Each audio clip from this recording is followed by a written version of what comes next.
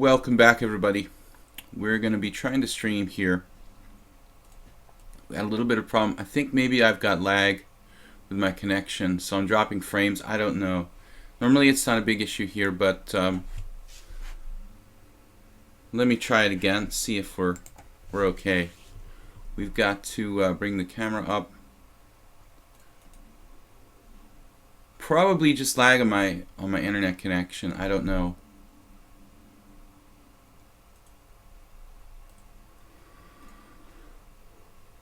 Alright guys, this is first game for my stream today.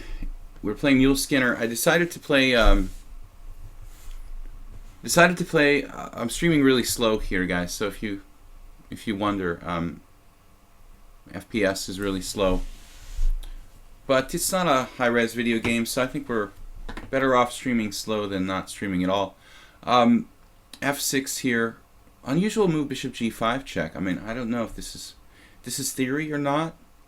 My king can hide on f7, but most often black doesn't have a pawn on f6 in this line. I don't think it's going to hurt black too much here. So queen takes d5.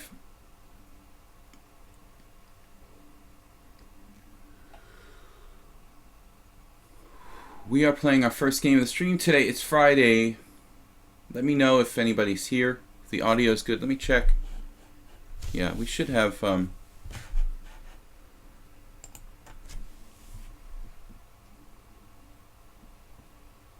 bishop e3. So it's kind of a standard position with the inclusion of the move f6 for black.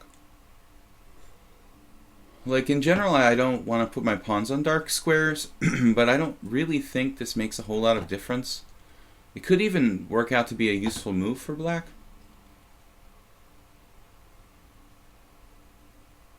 So king e6 here.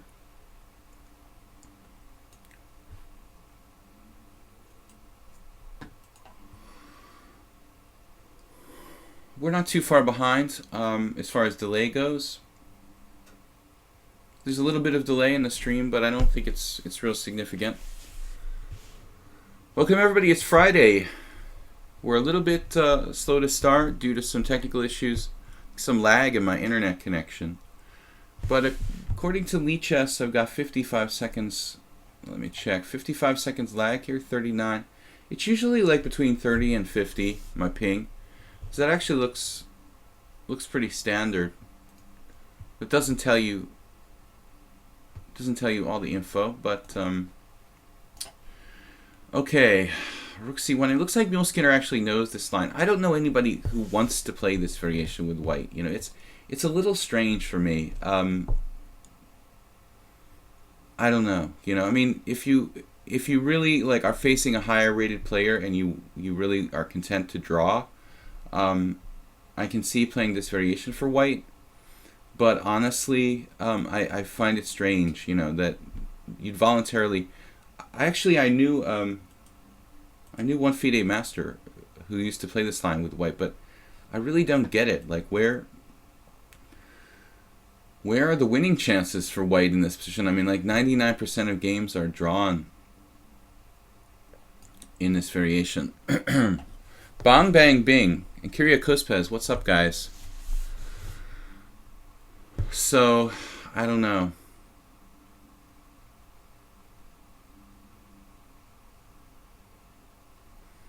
I normally don't play this with black because I want to try to win, and I'm not content with a draw. I think here a6 is probably a reasonable move.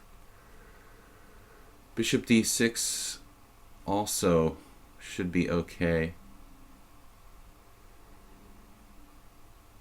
I mean, theoretically, white has a queenside majority, and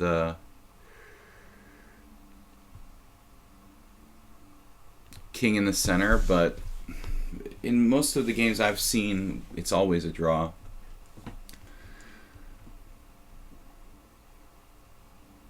Because I have a passed pawn, my king is good too.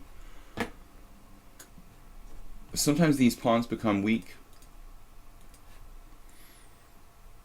Now here, bishop d6 probably a reasonable move.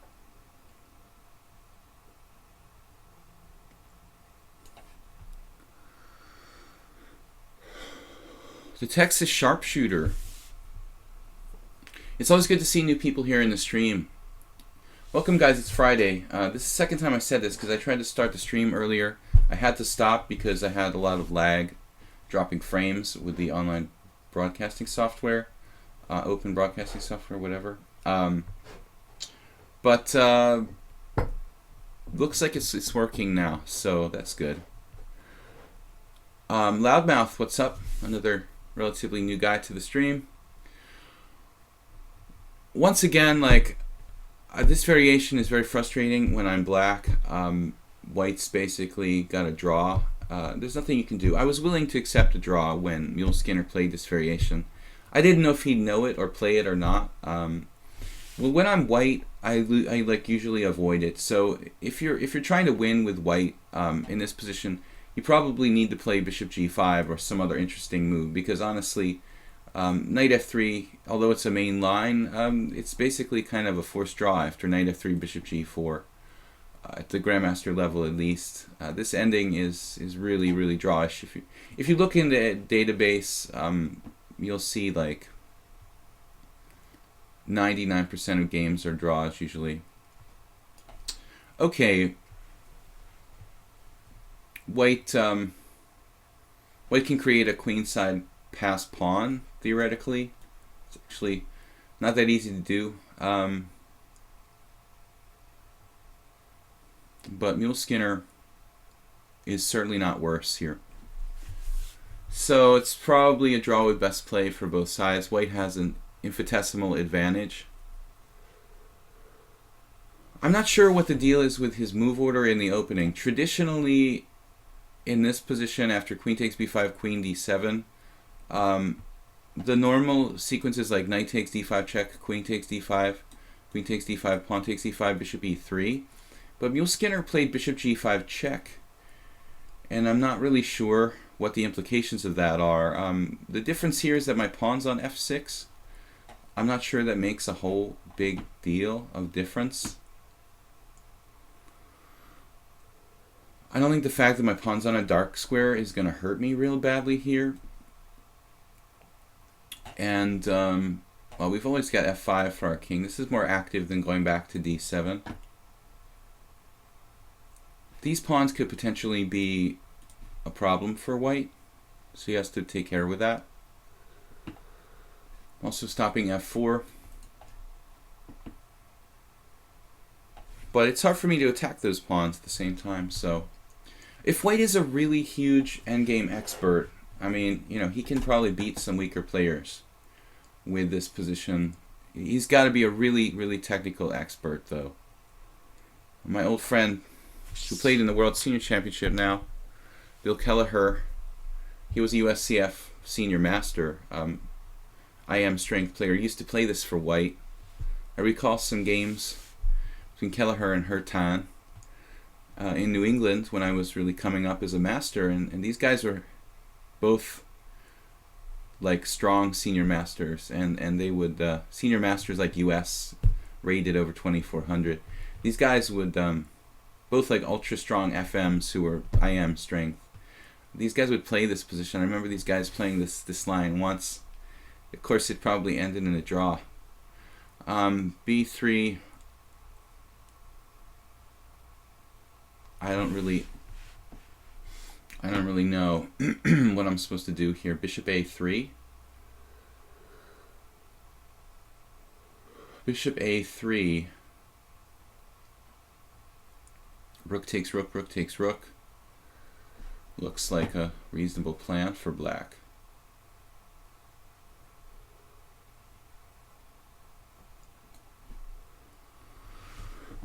All right, guys, we're usually avoiding this, but I thought, oh, for something different, I'll play it. But if you want to play an active line for black, I mean, maybe in the Panov, we can play G6. That's very popular. Yeah, I'm actually remembering this game, this old game. Now I'm not sure if Hurtan was white or black. Hurtan had to be black in that game I was thinking of. Anyway, he played the Caro-Kann, but Kelleher played the Caro-Kann too, so it's kind of funny. I don't know who was white and who was black in this game I'm trying to remember from like 20 years ago. Only time I've seen this position really played out in practice. I've played a whole lot of blitz games against various people. Normally they were draws in this ending. And again, if you look in the database, it's just like draw, draw, draw, draw, draw. This is a very sophisticated move from Muleskinner. He sees the idea of rook c2 in advance. I didn't know he was such a technikush, as we call him in Hungarian, but apparently he is. Wow. Now I have to be a little bit careful.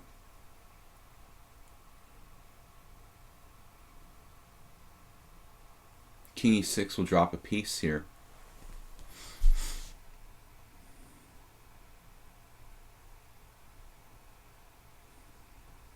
I guess rook b8 and rook b5 loses control of the file. That's not good.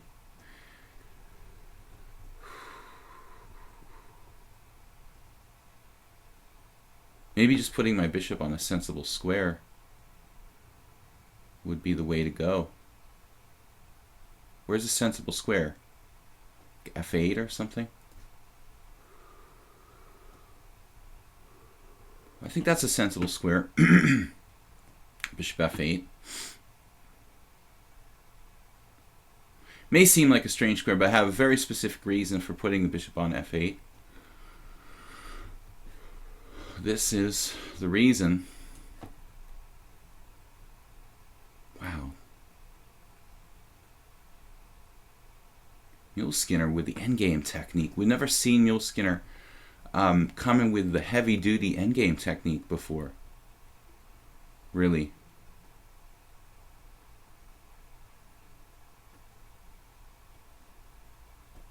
King d7 takes check, king up, rook there. I guess we go there.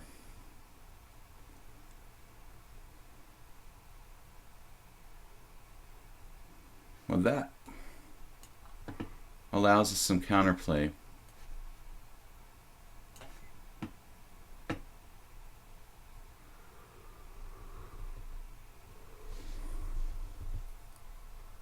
I thought of Muleskinner as really liking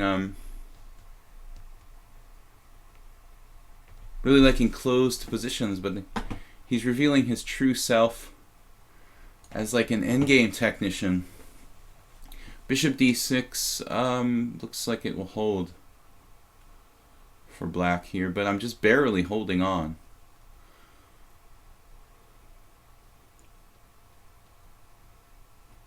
Just barely holding on for a draw. Okay, first of all, I should drive him back. Am I holding off for a draw? I guess I have to take this pawn straight up.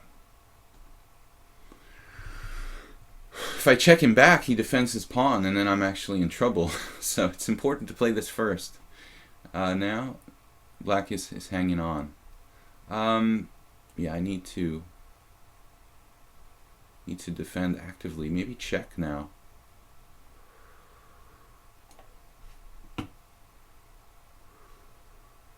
Okay, you're allowing g5. Now things not so clear. 3. This is very sharp. All right, we're off to the races. Man, what an endgame.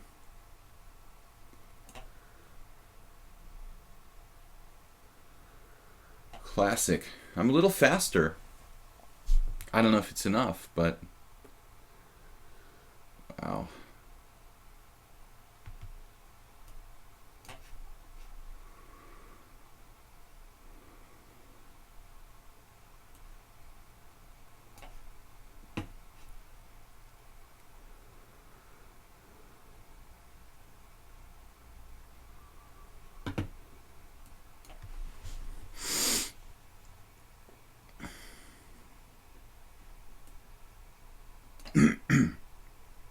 He offered me a draw. Draw for cancelled. Well, I don't know. Black's a little bit better here. So I'm probably playing for a win, but it's very probably still a draw. Interesting game, Mule Skinner. Well played, man. Well played. You had me like finding only moves for a good while there. Maybe you had something. It felt like I was being pushed to the limit of my defensive abilities. Welcome everybody. It's Friday, the 2nd of December. Remind me not to play that variation against Mule Skinner again. So we're playing Max 1, 2, 3. I'm gonna open with E4. Had my coffee early today, so I feel pretty awake. The French defense, man. Oh, so tough. I hate playing against the French defense. Alright. Traditionally, I love to play knight to c3, but lately I'm kind of trying to make the transition to playing the tower rush against the French with knight to d2. You guys talking about breakfast. Gladys Troll. I didn't say hi yesterday. I just noticed you like toward the end of the stream, and I forgot to say hi. Good to see you.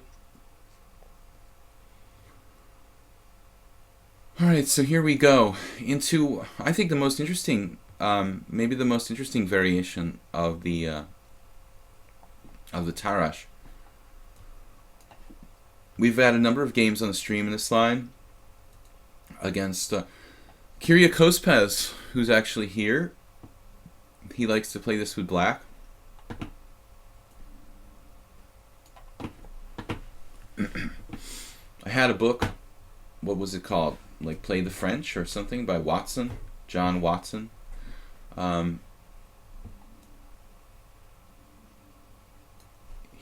think he called it just Play the French, but there was a second edition. There was a really old book from like the 80s, and then he made a new excuse me. He made a new version. I don't remember when it was published, the late 90s or early 2000s. And that was a pretty complete book on this particular variation. Watson doesn't cover all the lines in the French in the second edition, but he did go into a lot of detail on this particular line, and he was recommending it for black. But it's certainly like one of the sharpest and most complicated variations in the French defense, probably. Now, Queen b6. You know, normally I was having a discussion with one of my students about this the other day. He had a similar game where black exchanged on d4 pretty early. Now, maybe that's theory here, but specifically black's trying to kind of prevent me from maybe playing king f2 or something. If I play king f2, black can play g5 in this position, and you might be wondering, well, why would I play king f2? Well, there's some lines where black plays bishop b4 check, and you prefer to play king f2 than lose a pawn. Now here, I guess a3 is a move, stopping bishop b4. But I think other moves make sense, right? h4, preparing king f2. h4, bishop b4 check, king f2.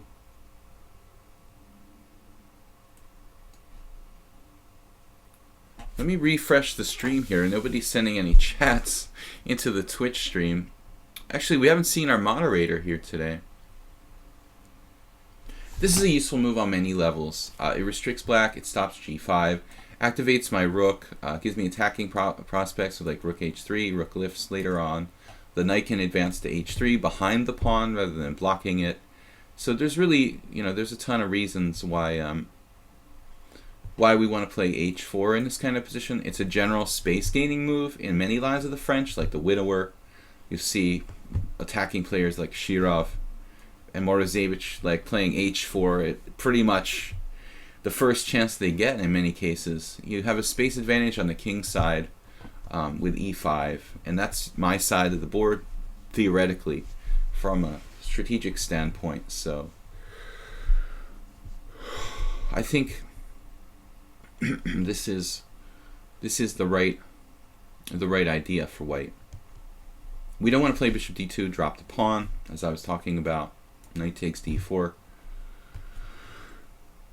So there isn't any other good way of dealing with it. I've also seen people playing, you know, like a3 very early for white in these lines. But the problem with that is that it creates a lot of weaknesses. You know, if you play a3, there's knights sinking into b3 and stuff like that. So every time you make a pawn move, you create some weaknesses in your position. King g3 looks insane to the first glance, but it's not. I mean, it's the safest place for my king. I have a lot of space on the king side. These knights have a very hard time attacking a king on g3 in this particular type of position. Can't ever play knight f6. So, actually gives me some interesting ideas. Now f6. But after f6, black doesn't really have any threats here. So I can play bishop d3. Maybe black does have threats. I don't see it, though. Pawn takes pawn, pawn takes pawn. No. I mean, sacking a piece on e5. I don't think that's going to be enough for black.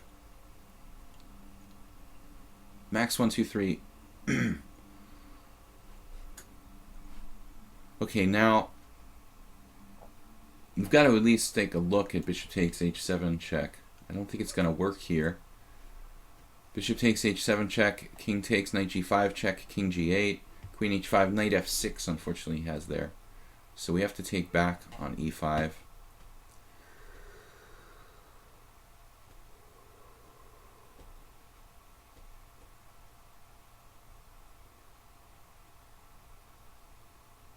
Now I don't know how well prepared Max 123 is, if he's like an expert in this particular opening. I don't recall playing this with him. I don't recall like a French against Max 123. I'm looking at the old games here. That looks like a Sicilian or something. That must have been black. We have had this line with other people, but I don't recall playing a French with him. Gladys Troll, what is this? I missed some chats there, guys. I had to refresh my Twitch page. So if you asked a question or something, please let me know what it was.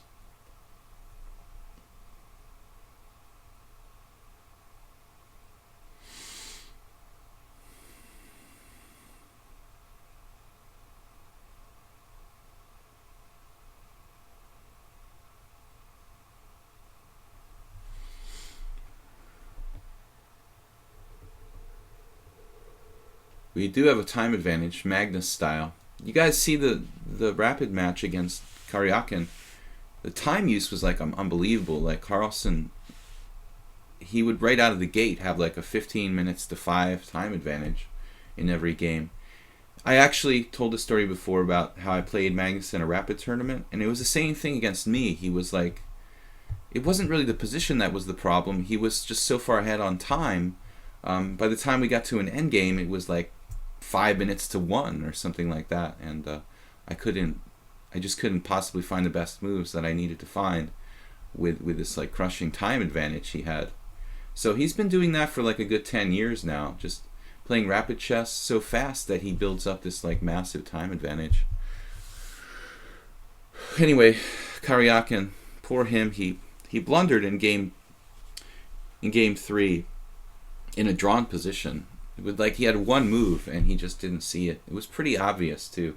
But you get down to like 1 minute in the pressure of a world championship match, hanging on the line, it's easy to make a blunder. So Max 123 here, he's tanking. He's spending like 2.5 minutes on this move. There's no knight takes d4, I think, because I can play knight takes d4, and obviously queen takes d4, bishop takes h7 check.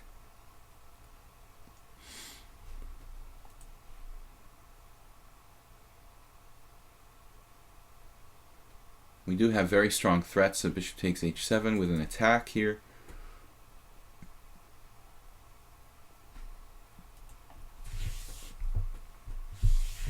A strange king on g3, but black's queen side is tied up.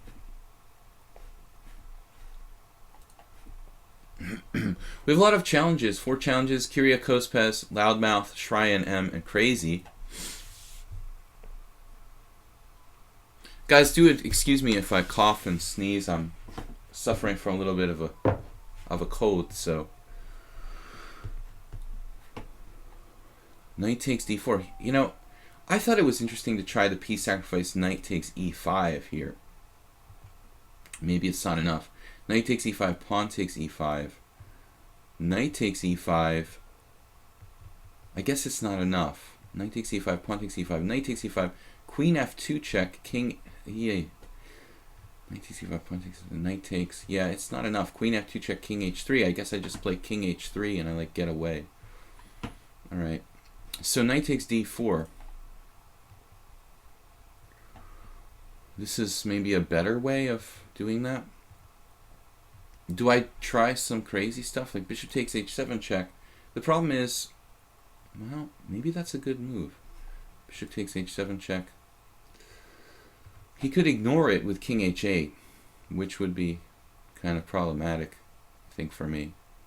I feel like I'm obliged to take this sacrifice.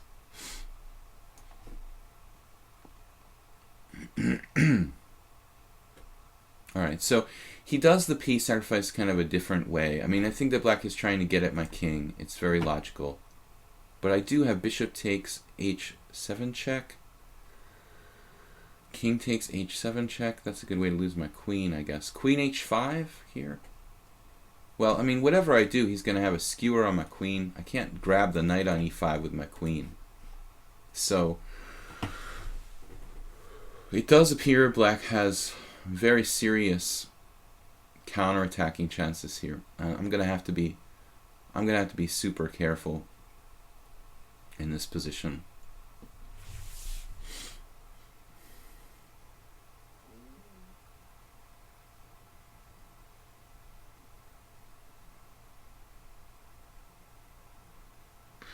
I would even consider sacrificing my queen with something like queen h5, g6, queen takes e5, queen d6. Knight f3, but I end up dropping a piece at the end of that line. So, I mean, it would be good to give back material. Bishop f4. My king is in a really bad spot now.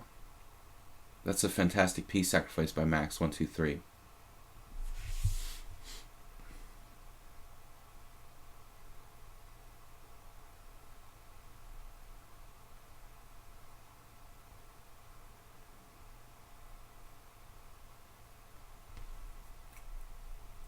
Going to quietly try to find a move here.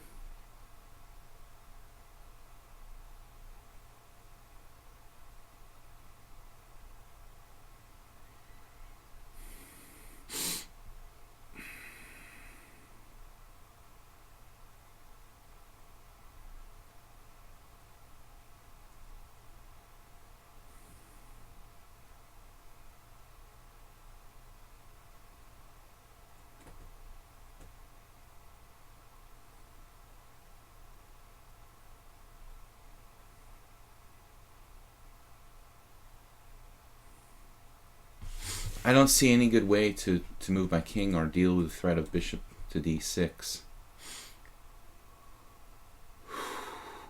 Maybe there's one way. This is going to involve losing material back, I'm sure, at some point.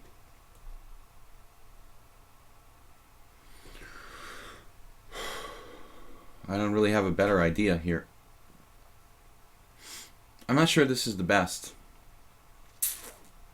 Maybe it would be better to play knight h3. Wouldn't really make a difference. Alright, this is ugly. It looks like black has a big advantage. He's down a piece, but he's got a couple dangerous pawns for it and a strong attack. So I may well be in a lot of trouble here. I think I'm probably losing. I'm not sure white's position is so good, Texas Sharpshooter. He found this piece sacrifice. This may be known. I mean, I don't know the variation that well for white, but maybe this is actually a known sacrifice for black. It's not very deep into the position. It's only move 15. And the moves are pretty logical from both sides, so it's very possible the Max is actually playing known theory here. Now he played knight c6 though. That's not what I expected. That looks like an error for black. Kind of slow.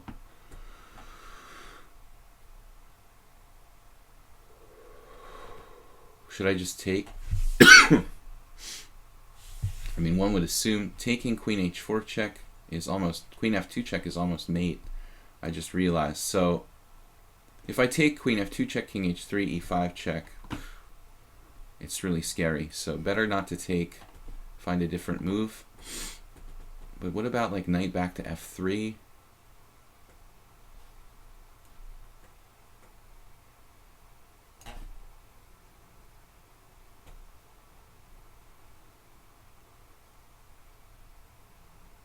I'm clearly going to have to give a piece back at some point. I have no idea if this is the best move. Probably not. Obviously, giving back material here, one way or another.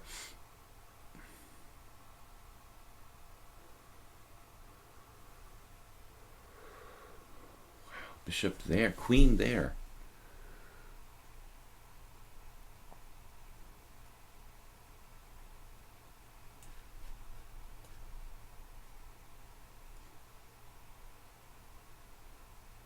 That even defends against various mates.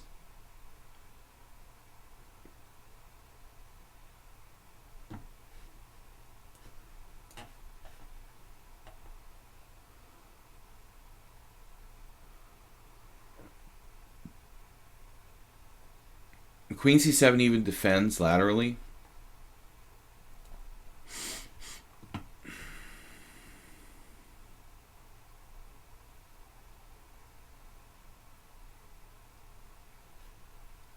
You have to play like rook f1 now.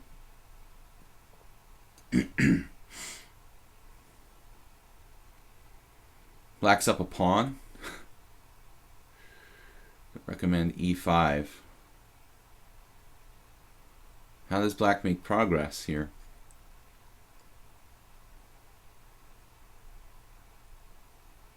Oh, g6, of course.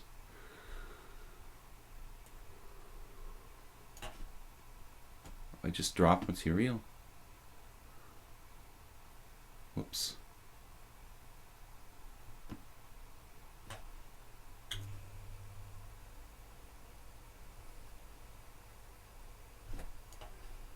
G3 loses.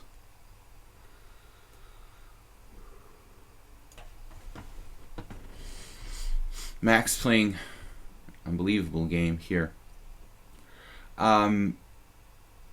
Right down to the wire.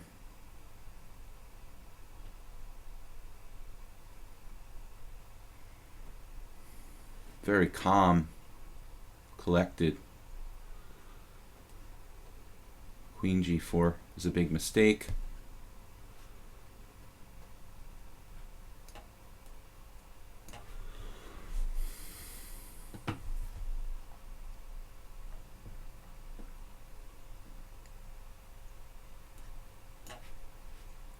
I'm down a piece. What, have I been down a piece the whole time? I just dropped a piece, so the bishop takes f4. I'm crazy. Okay, well, I didn't realize I was down a piece. Sorry guys, I would have resigned if I was like realizing I was down a piece here. I forgot I was down a piece when I dropped f4. I thought I was down a pawn in this position. Wow, really, it's never good to resign prematurely, but look at him. Look at him find the moves.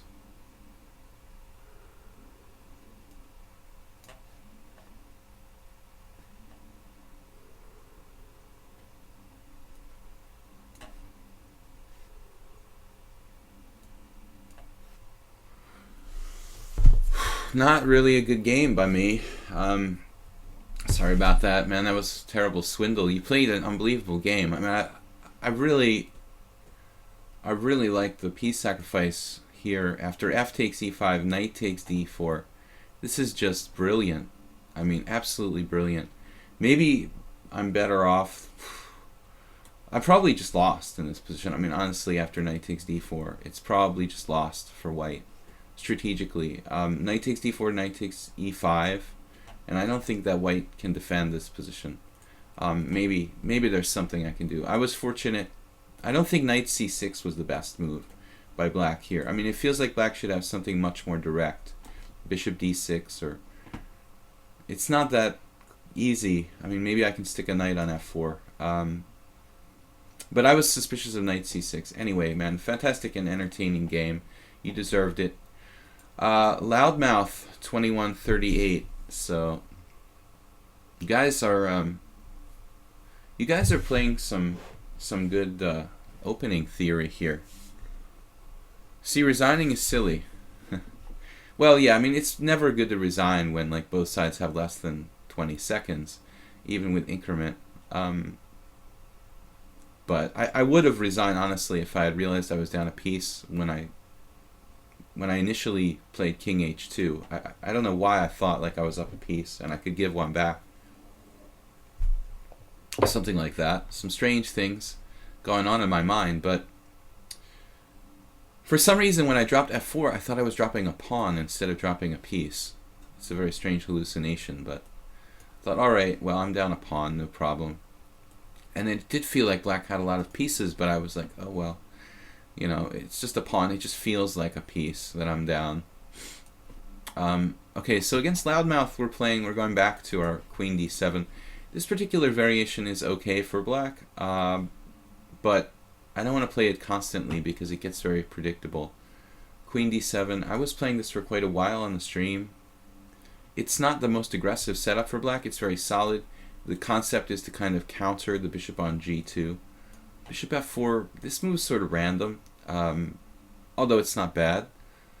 It doesn't really have a clear point in this kind of structure. He may decide to play like queen d2, but we don't normally see bishop f4. I mean, we'll see white trying to play a3 and b4 in English. So most often the bishop will go to like d2 to protect the knight on c3. He may have some ideas of playing like bishop h6. It does have the virtue of putting pressure on the d6, which makes it hard for me to play, you know, e6 and that type of structure. Here, a little bit tricky. I mean, I've seen black play bishop f5 in these type of positions, so it's kind of a mirror image of that concept. Definitely not bad, but I'm not sure it's the best variation for white. Alright. Just start to panic with 10 seconds in trackpad. I never was good with the trackpad since God knows, like my first laptop in like 1995. My first laptop I guess I got like back in earlier, like maybe around 1990. Yeah, I would say 1995. It was like an IBM ThinkPad. It had one of those little like eraser type of things that was like a mouse. Do you remember that? Alright. E4. I was never good with the trackpad. I'm not really that good with the mouse, honestly. Telepathic would be good. So anyway, here, I don't really like any of my options. I don't know why. Knight f6 blocks my bishop. e6 allows knight b5. e5 is just totally symmetrical. a6 weakens the queen side. I just see something bad every time I make a move. I try to make a move in this position. It's obviously harmless for black, but at the same time, it's just difficult to decide on a move. Maybe a6 isn't so bad. It is. It is a little suspicious. Knight to d4. Kind of a strange idea. I just can't decide. h5 we could even play. Just play e6.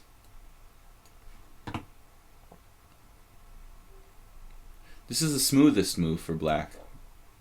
Keep a fluid pawn structure, keep him off of d5. We develop Petrosian style with the knights like in the closed Sicilian. Old school, they used to call this against the closed Sicilian. This type of setup, you know, with the knight c6, knight ge7. It was named after Petrosian, the former world champion from Armenia. But this is a weird position. I mean, white has strange ideas like knight b5. In the event of knight b5, I can play knight e5 or just e5. And my position is fine. It's just that the position just goes into a very strange direction, which feels kind of random to me, you know. I don't like blocking my bishop on g7. I'd rather play knight e5, to be honest. But in that case, knight takes e5, bishop takes e5, bishop takes e5, d takes e5. Maybe it's not so bad. Knight b5, knight e5 is a possibility for black. That has to be very seriously analyzed here. It's not out of the question. It's nice not to block my bishop, but it's going to get blocked one way or another, or maybe not. If knight b5, knight e5, knight takes e5, bishop takes e5, and I don't have a blocked bishop, but I am far behind in development in a kind of strange position. Knight e5. There are other possibilities for white, like d4. The position is very, very strange. Knight e5, d4, knight takes f3, bishop takes f3, and now he's just threatening to crush me on d6. So I'm not going to think about this too long. His knight is a little bit misplaced on b5.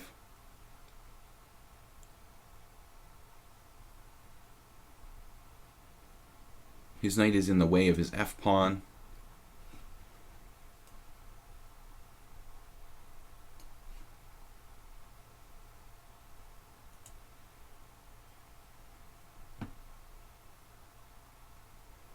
Crazy tactical ideas with bishop h3.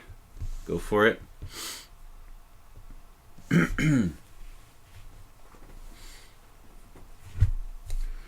So guys, I'm here usually Monday to Friday, 10 a.m. to 12:30, playing Blitz and Classical. On Sunday, I'm doing a 20 board simul in the evening. Usually on Sundays, I do the simul on lichess. It's 6:30 p.m. or 18:30 if you're like Satis Troll and you like military time. I'm just pulling his leg. Once he was complaining about my use of military time. But anyway, I like the 24-hour clock. You know, it avoids confusion. I mean, that's the thing about it that I have to say.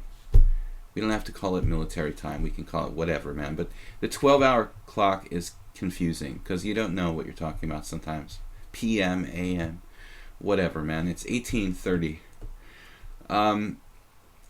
Anyway, we've had some weird games. The first game, I was like on the edge of this precipice in the ending against Mule Skinner, but managed to win on time in a tiny bit better final position. And then the second game, I was hosed. That is why I'm learning that variation. I don't really know the theory that well with that sharp line, and it's possible that my opponent last game knew more than me or just found more than me. I mean, that sacrifice looks very strong. So most likely he did play bishop h3. I was kind of joking about this when I mentioned it, loudmouth, because it looks like you do lose a piece here. After queen takes h3, knight takes d6 check, king d7, knight takes b7, king c7. You're going to have to sacrifice a piece, and you only have like 2 pawns for it. Certainly interesting. My other option, though, you know, I can play it safe and simply play queen d8. There's nothing wrong with that. Although strategically I'm worse. Are there any other crazy ideas going on here? Queen takes h3, knight takes d6 check, king d7. No, my queen like getting trapped or something? Well, I've got queen h5. Queen h5. Yeah, I mean, I think I'm going to take the piece, and there is queen h5, g4, though. This is super strange. Queen takes h3. This is a fast game, by the way. No, 7-3. I thought it was 5-3. 7-3, it's not that fast. Queen takes h3, knight takes d6 check, king d7. Nobody will ever say I'm not a good tactical player, right? Knight g5, queen h5, g4, almost trapping my queen. But almost doesn't count, right? Maybe it does trap my queen. No, how are you going to trap my queen, actually? There's like no way to trap my queen in that position. Let's do it. I don't see how you're going to trap my queen. Question, is there a way to change my name on this chat? Well, oh man, yeah, everybody, like every troll has 7 accounts, so I think the answer to that is pretty obvious. He's just gone straight away with this variation A, which I'm happy to see because the other line was pretty weird, like knight g5, queen h5. It was giving me a headache calculating like, oh, he goes there now, but this isn't the same. Oh, he has some idea? What's going on here? Well, at least I go home, right? Queen d7. Could also play queen h5. Which is better, queen h5? You're never trapping my queen right away. Well, queen h5, g4. It's a little bit of a problem. My queen gets shut out. I think I'm going to go home. The big question is Loudmouth. Wow, he goes for this. All right. Well, this is pretty straightforward. I'm happy for this because here he gets some material, but the position is very stable for me. The other lines were very messy and unclear.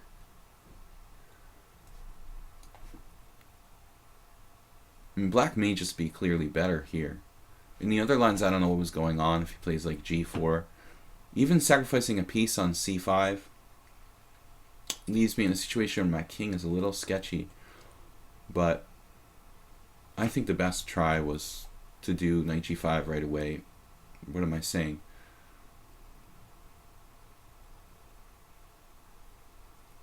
What was I saying? Never mind. I don't know. Queen b3. Yeah, I mean, it just looks good for black, this position. Very strong. Threatening bishop takes c5. I can't really afford to give back material, give you any more material here. But the two minor pieces look very good for black in this middle game. No open lines for the rooks at the moment. And I have some attacking chances against his king. So I think he chose the wrong plan. Queen takes d4. Still white has enough material, right? This is totally playable for white.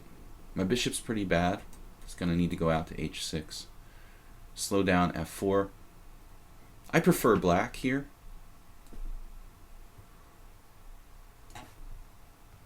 We have attacking chances. Easier to use the minor pieces in the middle game. The two pawns, not that useful. This backward pawn, not that useful.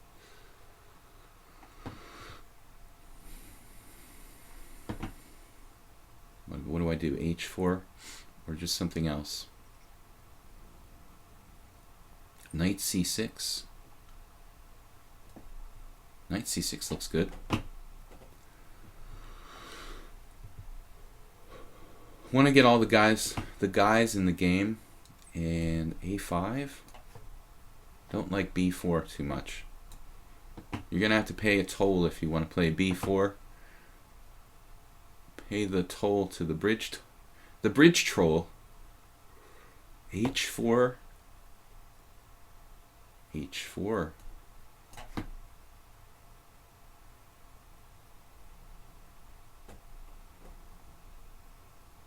What's rook c1 about?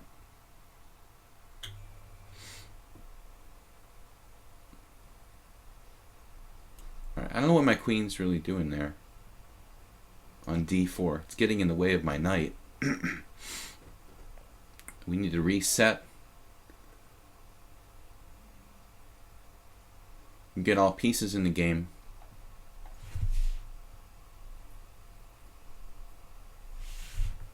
King h1. Not sure where the king belongs.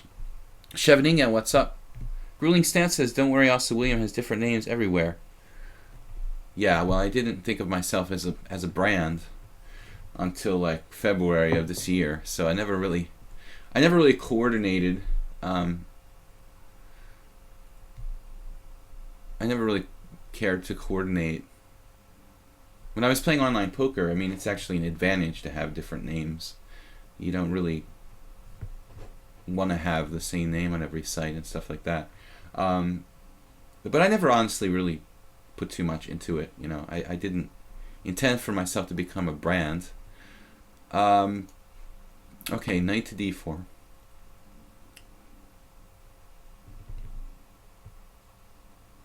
This may be winning for black. There's no defense. Pieces are too strong. White had his chances here, but did not find a clear plan. Maybe there's still a move. I don't think so. Rooks, middle game, closed position. Knights and bishop, easier to use in the closed middle game. If you make it to an end game and a couple lines open up, then those guys are gonna be better. Now, do we have a denouement here? Well, I guess I have to think fast. Darn, there's no immediate win. Just gotta take the piece and work it slowly.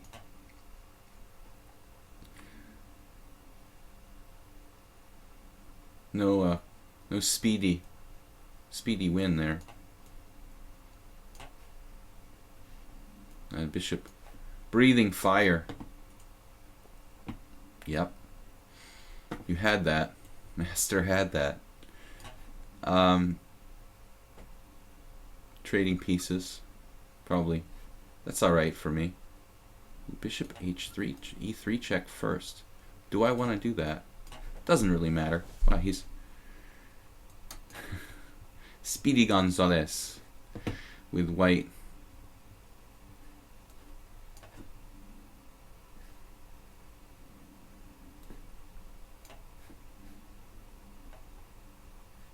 Loudmouth never won a game by resigning.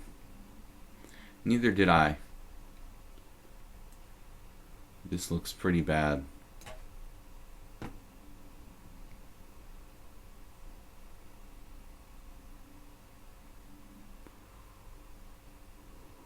That was a stupid move, wasn't it? Was that a stupid move or what? No, that actually wasn't that bad. Yep. Have that.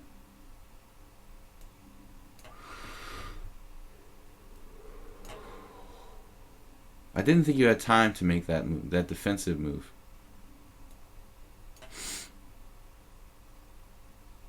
Man, that's a good try. Damn, dude. Won't leave me alone. He doesn't want to lose.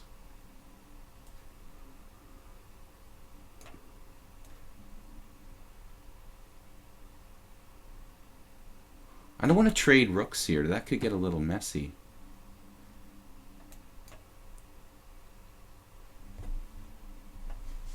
Well, this is a different story now. Take, take. Still, I don't need to trade rooks.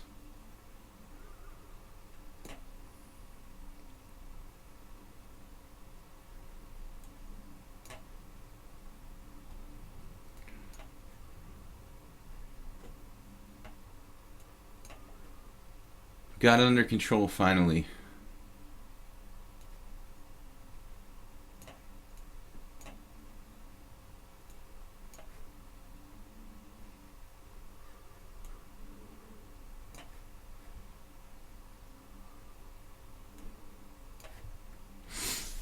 Finding ways to make this interesting, though.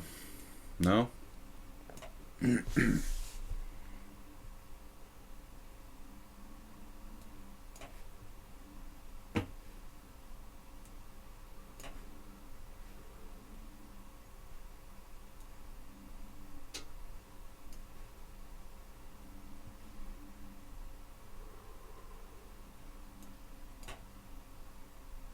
Loudmouth seriously not into resigning.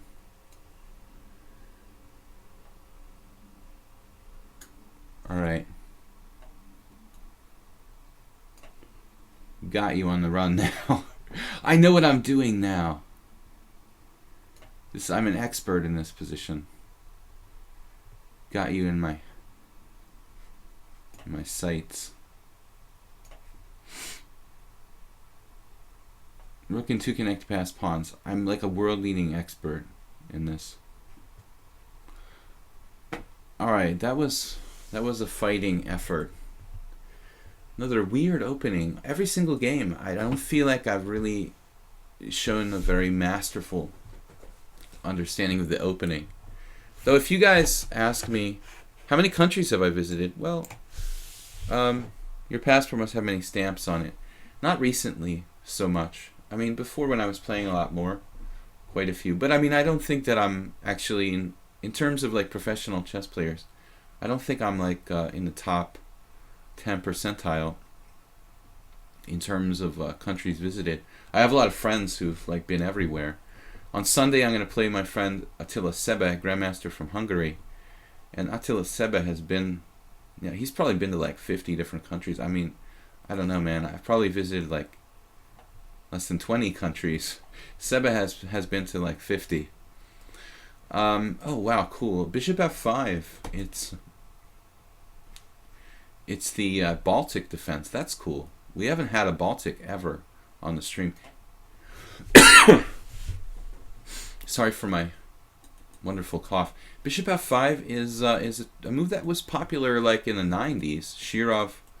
I guess Shirov tried it, or Morozevich. I don't know, one of those crazy guys. But normally bishop takes b1 here.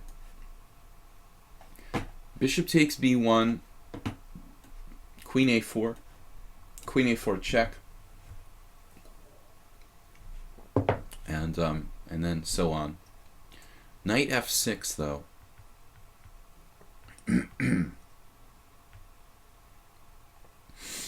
I'm on my own. I mean, it's very tempting to play f3.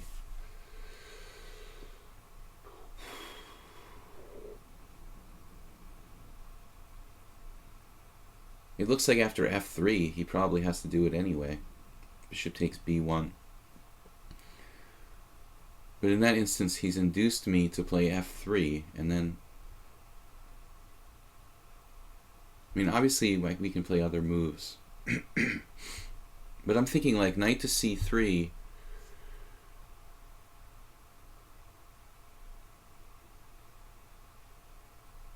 Another possibility is knight f3. Let's just play knight f3. I have a reason for doing this. Alright, we're going to play knight f3. A very safe move. More critical, probably, something like f3 or queen a4 check, something dynamic. But I'm not sure what Crazy has in mind here after knight f3. Keep losing tons of puzzle points because I overthink the low-rated ones. There is that tendency to do that. Okay, guys, so this is a game I had against Dr. Danny Kopek on US Chess Live like 15 years ago. And it was a banter game.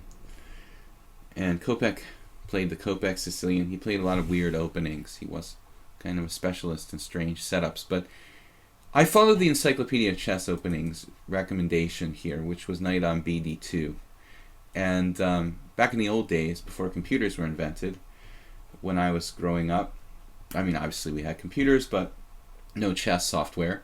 We learned from books, and the Encyclopedia of Chess Openings was the gold standard for opening knowledge, and this is the recommendation in there, obviously threatening to fork the pieces with e4. So later I played this game with Kopek, and recently I re-looked at it, and now he's losing a piece. It's disappointing, Crazy. I was just getting kind of geared up for a good game. So Kopech played knight f6. And after knight f6, queen b3, queen c8, there's a very interesting idea I have to play. He wants a take back. All right, we'll give one take back. Just because. Now, I've told you all my secrets, but just because. Now, you don't have to play knight f6. There are other moves black can try here, but I think knight f6 is probably the best move. I want my time back. Bishop g6. This is also bishop g6 looks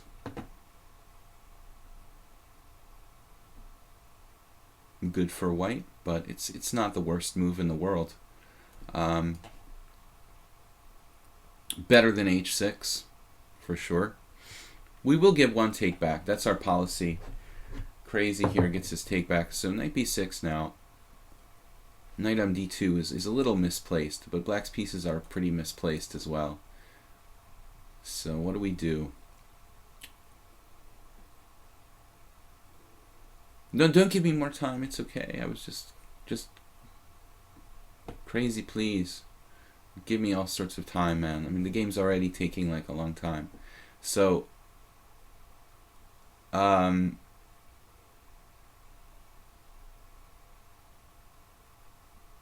we can play b3 and bishop b2 to reinforce the d4 pawn. This d4 pawn is a bit of an issue for me. Strange, isn't it? This is a weird position.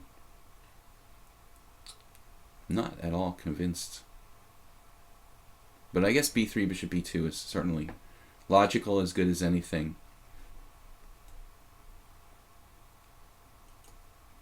Preempting knight c6. Black's got a perfectly playable game here, though. Don't like the knight on b6, but it's not the end of the world. Very often black has one bad piece in most openings. The problem with some of the the puzzles. What's wrong with knight c3? Nothing's wrong with knight c3. Nothing's wrong with knight c3. I mean, in many lines, black trades pieces with knight c3. Nothing's wrong with it, though. I was just hoping to catch Crazy some analysis here, but he avoided it by listening to the stream. No, after knight takes d5, knight c3 is okay. But, you know, I'm never threatening e4 because he can play knight takes c3 and bishop takes e4. Knight c3 is also arguably a good move. Knight bd7. Now, if I put my bishop on d3, it looks kind of exposed. So, tactics like knight c5. So I don't think I can do that. On the other hand, no, he doesn't have knight c5. He doesn't have it because that silly knight on b6. So ironically, maybe bishop d3 is the better move. I just chop on c5, chop on b6. Yeah, so he doesn't have that. Interesting. He has other ideas, though. This is...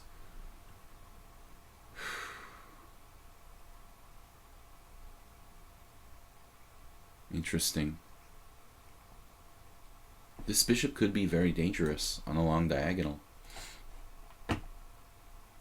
Think twice about playing anything like c5.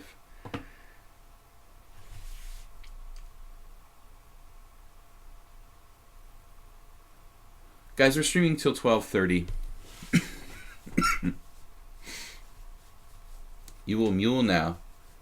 What's that? Nunn versus Steen, 1982. Interesting Panov game earlier. According to lichess, it was theory up to move 23. With Nunn, Steen, 1982. Yeah, I'm surprised, Mule Skinner, because I didn't think that your bishop g5 was so common, but there are obviously deviations. That's not the main line to play bishop g5 check. Apparently Johnny gave it a shot back in 1982. But I give up on trying to play that position for a win for either side. We should just agree to a draw. Bishop b4, okay. Fine by me. I'm getting out of here. So I try to avoid that line unless I'm black against a higher rated player or something. I just gave it I decided, well, maybe Mule Skinner won't play the ending line, but you did. So I prepared myself for a draw psychologically going into that. Now f6, this is a serious concession. Not like winning the game for me, but he's worried about g7, but I don't know, why now, you know? Why play it now? Why not castle now? I mean, maybe last move I could have tried some crazy d5. Probably not, though. I don't like f6, man. Why do you need to play f6 here? There is no reason for that. That seriously weakens your pawn structure. Where do we go? Okay, plan. Plan for white. Where to put the queen? It's a bit of a problem. c2 can get hit on the c file. e2 can get hit on the e file. Well, not so easily, right? This is a bit of a more natural move. I can certainly play a3 at any time. I don't think black really wants to trade bishop for knight. He can. But this is sort of complicated strategic position. Black could easily be okay if white doesn't really consolidate the space advantage. I just don't think f6 is necessary. Pretty weakening. Now a3. Okay, maybe he's just taking measures against the bishop on b2. Long term. Rook c8.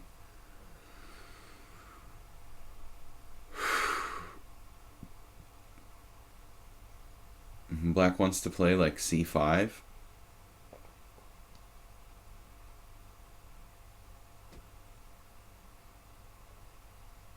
I could play knight h4 in some moment too. Obviously, he gives himself a retreat square. That may be his idea with f6.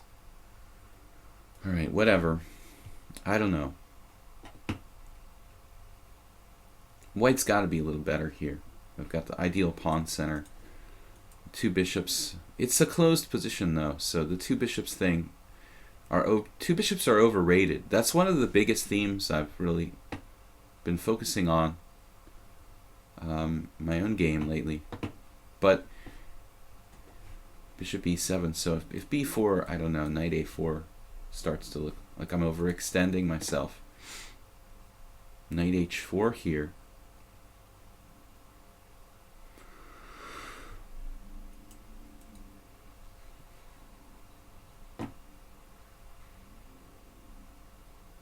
I could allow knight a4 and trade my bishop for his knight. We're getting low on time. He's left his king in the center here. What's up with that? d5? e5, probably. Knight h4.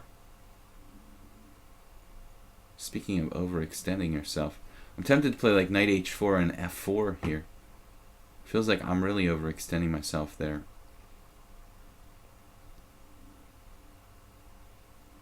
b4 is not that ridiculous, like knight a4 and whatnot. Alright, I'll just put a rook on a half-open file and hope for the best. Crazy creative. 1700.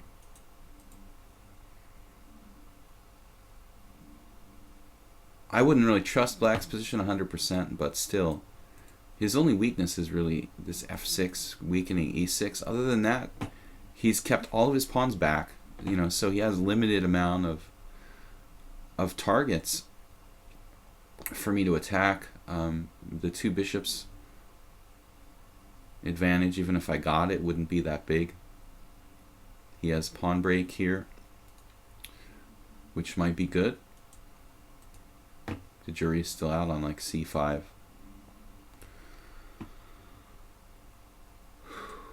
Now he goes bishop h5.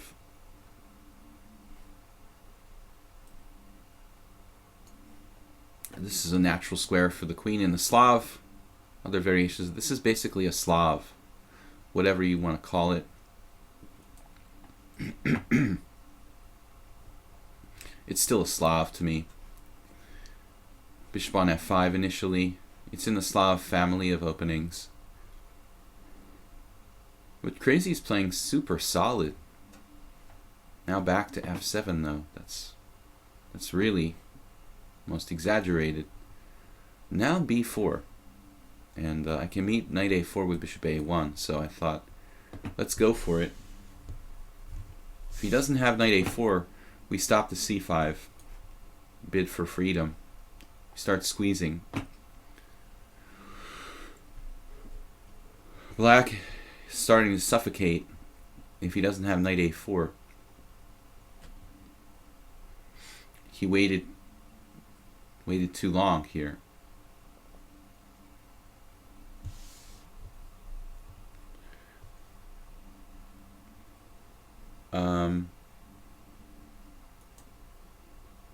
Have I tried lichess puzzles? Sorry guys. Yeah, I did, of course. The last couple I did didn't affect my puzzle rating. Did they change something about the lichess puzzles? It was like the last two I didn't get any rating change. I was wondering actually if they had changed the system. Alright, so what are we doing here? Just make a random move. I'm running out of time. H3 is one of those moves you make when your clock is like down to 1 minute and you don't really know what to do, but you don't want to spoil your position. I mean, I might have the option to play g4. It also makes sure I don't get back rank mated at some point. Thinking about taking space on both sides of the board. Look how cramped black is here. Rook fd1. But I was looking at bishop h5. Thought maybe I'll play g4. This knight on d2 is pretty bad. So I've been looking for ways to implement that piece. Ooh, e5.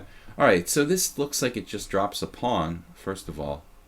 That should be our priority, taking free material.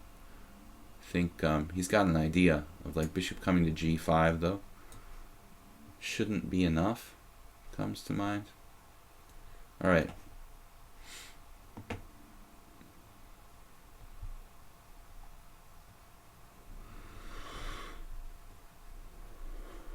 My f pawn. Simon Williams has names for the pawns, right?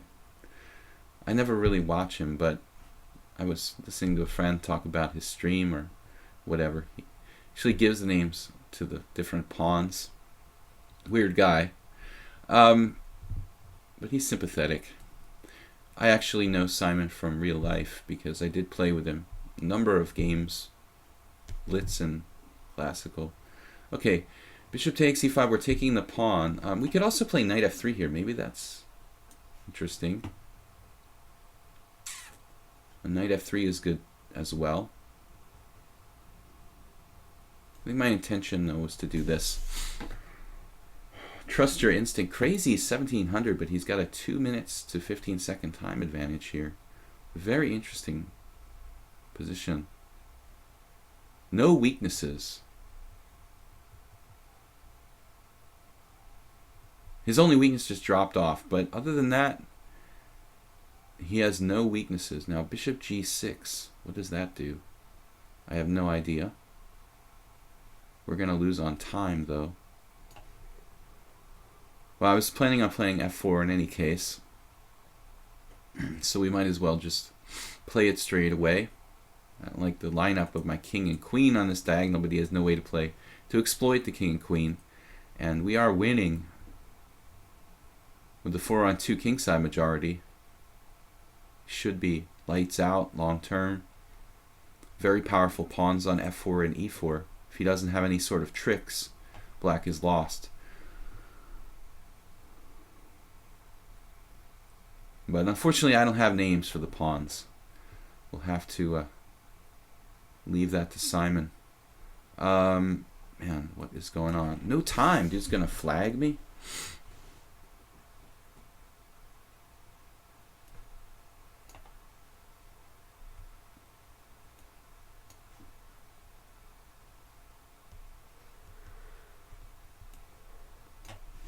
Wow.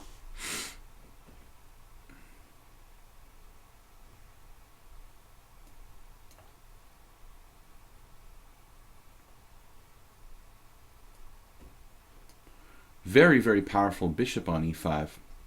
However, I'm not up any material any longer here. Still, it is a pretty nasty situation for black.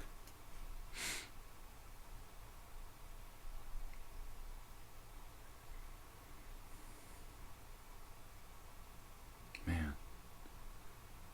Just totally defended himself like a genius.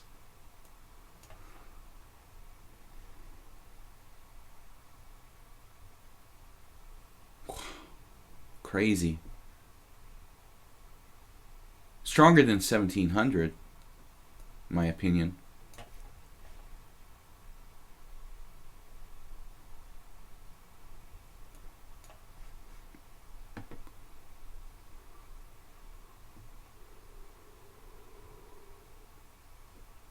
It's a monster passed pawn, but he finds this move. Probably not enough to save black.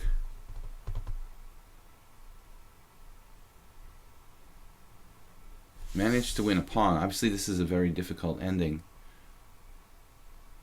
Black's king isn't really safe. But you played like a genius just to reach this position, man. From that ugly position you had earlier. I don't know if this is the right idea, but it is a very, very powerful advanced pawn. I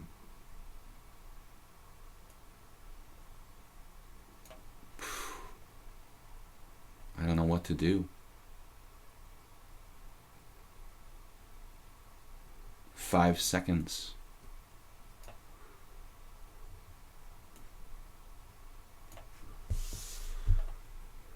Surprise.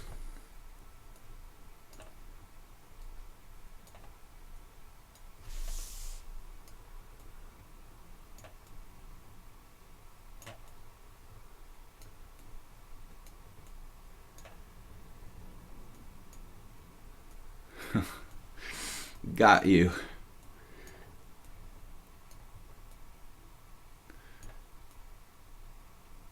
Playing on out of momentum. We just barely got him. I think he was equalized. He had equalized in that game. Finally, like when he reached the knight and rook and queen, he was holding on, but couldn't quite hold it together. We had a lot of good games today. Atat Swar and King Chaser, Hisitnuns, Loudmouth already played. Yeah, a lot of good games today. Really, really close games. Freddy. Is Freddy? Harry the H-Pawn, right? Harry, Gary, Freddy. All very... I'm not going to make any comment. Anyway. Okay, so Atatswar, another tough player. His score doesn't do service. He beat me last time though. I had a winning position right at the end yesterday. Dropped a piece like an idiot. I did. All right, we've got an hour left in the stream. I'm going to play knight f3. I'm not in the mood for a... What did he say about... What he did was winning anyway. What he did was winning anyway?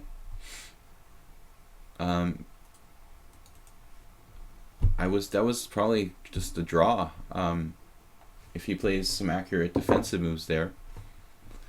So Atatswar, we're going to our solid English opening type of setup. You blundered. You could have pinned the queen with the rook. Like near the end. I mean, I know there was one position I was trying to do to get him to play king f somewhere and skewer his queen to his rook. I didn't see that. So at Tatsar, I don't know if we played, I don't remember if we played a King's Indian. I'm sorry I played c4 though. I've been starting to play this Kramnik type of stuff with white, like Fianchetto King's Indian with b3, and now it's impossible to play a Fianchetto. Double Fianchetto type of lines are very, very trendy now, actually with a lot of strong players. Against the King's Indian, a lot of even top players are playing a very early, like b4, g3, knight f3. I'm saying like knight f3, g3, b4, c4, bishop b2, that type of stuff against the King's Indian. But Tatsar played c6. This is actually an interesting move. Once I lost to Alexander Wojtkiewicz, but that was actually that was in a normal classical setup. I played g3 here, so you can play the Grunfeld. I've used this move order for black. You can play Grunfeld or a kind of, Soltis, Kavalek, King's Indian with d6, which I know a little bit about. So c6 is fine. I played too much of that myself. I'm actually thinking of giving this line up for black because it's not really that good. Better to play the trendy Pano type positions with knight c6. I'm sort of running out of ideas trying to defend this line for black, to be perfectly honest. It's hard to get anything for black. King and pawn ending was winning, yeah, but I shouldn't have got to a king and pawn ending. I made very bad mistakes to let him reach an equal position in the last game, but my time got out of control.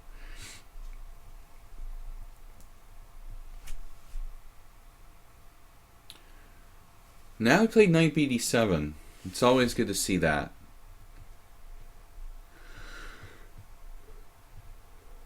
So knight bd7, well, it's an unusual move order, to play c6 first and then knight bd7. But he can transpose in many cases to normal kind of classical variations here. If I play e4, what other options do I really have? We can do a David Grigo type of setup with h3. Try to play. David Grigo was a very, very strong FIDE master from Providence, Rhode Island. He's still alive. He just doesn't play chess anymore much. He was like 2,500 USCF back in the 90s.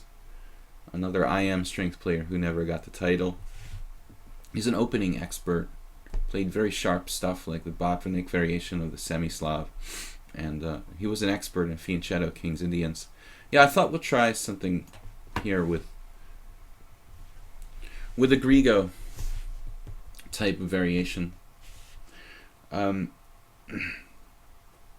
play bishop e3 now, but the problem is that black has c6 in. If I try to play bishop e3, e4, he plays e4 and d5. So we can capture first and then play bishop e3. Now queen e7.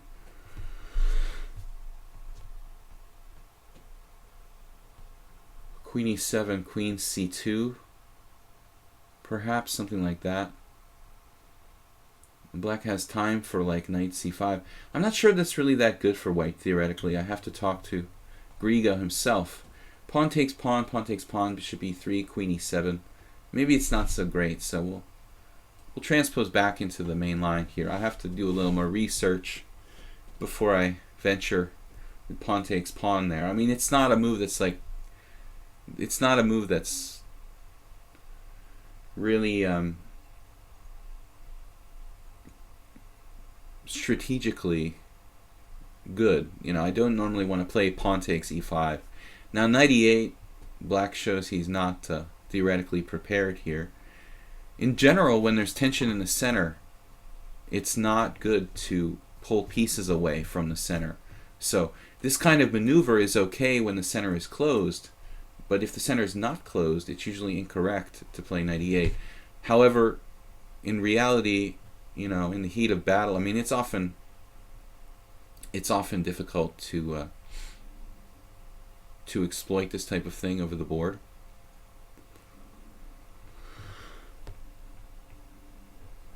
Anyway, we're glad to see knight e8. It's not really the right idea. So he goes with the full-on trying to blast me with f5. Wow. I had a tournament game years ago, but it was more like a classical sort of King's Indian than one of these fianchettos. So I just ended up like liquidating the whole center and playing.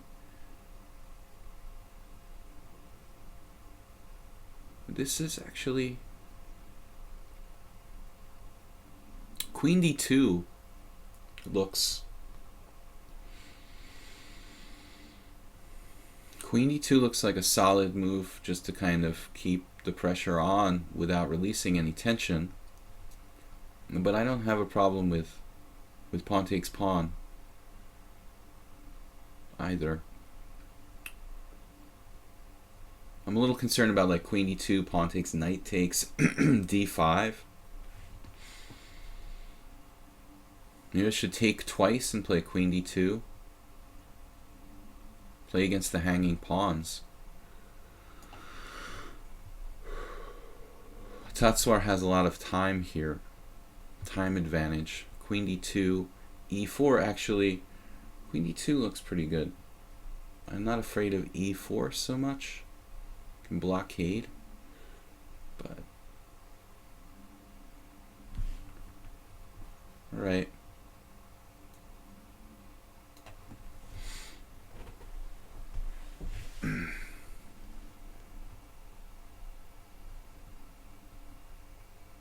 But I don't know, maybe it was interesting to trade on e5 first.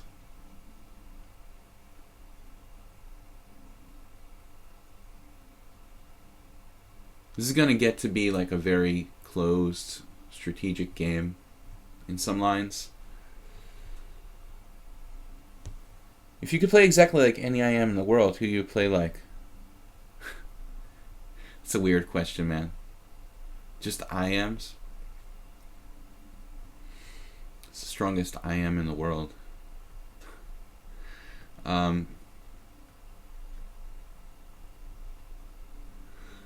Well, a dead one. I'd want to play like Nesbedinov.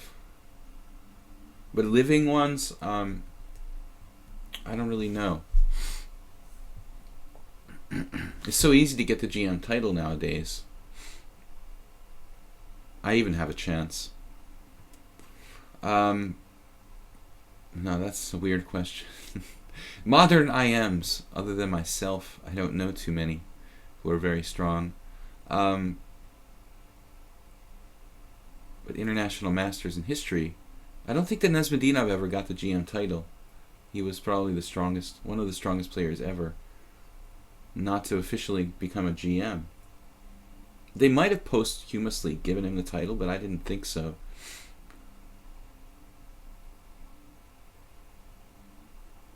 I don't really play like Nesbedinov all the time. I'm more of a positional player, but he understood positional play too. Kind of like Tal. So I half answered your question. Now pawn takes pawn.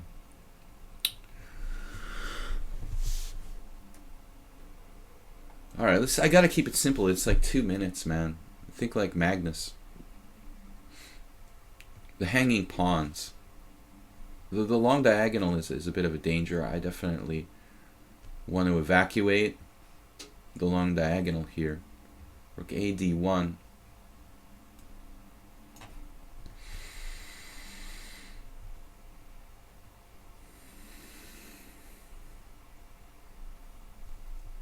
It would be too easy to say if it was a GM. I don't know any IMs who are strong. I mean, you know, that are like so strong I would like idolize them or something. It's a really bizarre question. A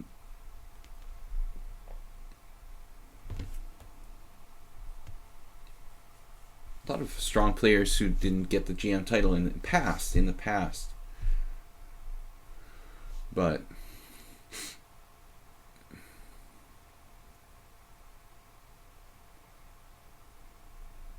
if you're young enough and you have money and you're fairly strong, it seems like fairly easy to get the GM title now. If I had more time, I can guarantee I would get it.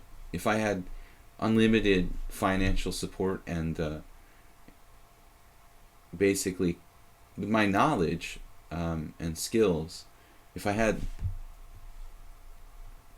a chess backer, you know, to play as many tournaments as I want, I would probably like 100% guarantee I could get the GM title. And I'm not talking about like buying it either. I mean like really getting it. But you need support and time. Now f4, is that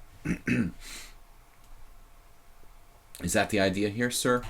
I don't want to see f4 on my bishop really.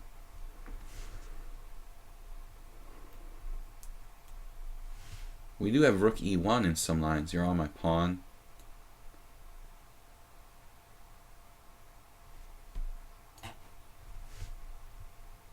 No pawn weaknesses.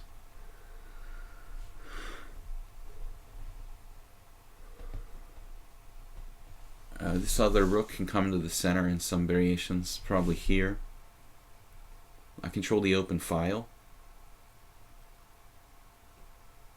Generally speaking, this type of hanging pawn positions are usually good for white. I try to avoid it when I'm black in the King's Indian.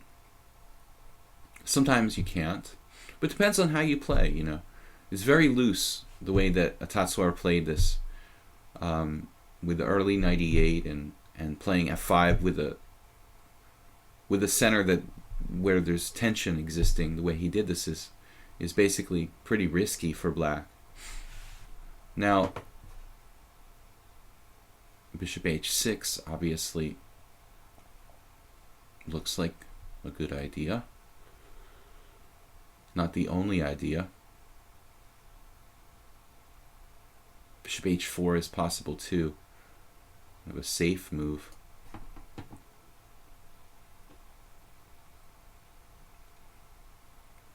But I'm not saying black is lost here. I think it's just much easier for white to play with a superior pawn structure. Black's development is buried too. I mean, the rook on c8 is not in the game. The bishop on c8 is not on the game.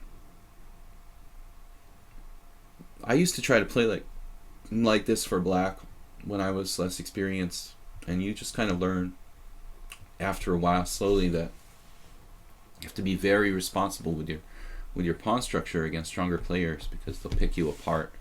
Now this pawn starts to look weak. This pawn can be weak in some positions. My king is fairly safe. If black plays e4, maybe he has to. I don't know.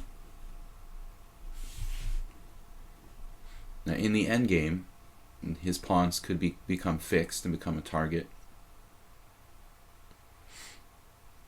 Time is about even, 142. Is there any reason e4 would have been bad? No, I think he can play e4. It's just a question when he wants to do it, if he wants to commit himself or not. I think e4 is a pretty normal idea. But he's timing it, and he's trying to time it at the right moment, I guess. I thought e4 in that position was fairly reasonable for black. So here, yeah, I don't really want to fix his pawns, like correct his pawn structure, in a sense. Queen on g6 is kind of annoying, though. Pretty powerful.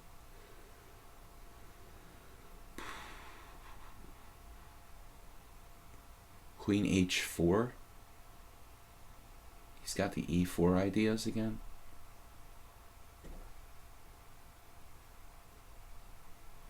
It's not so easy. Oh man, I hate to fix his pawn structure.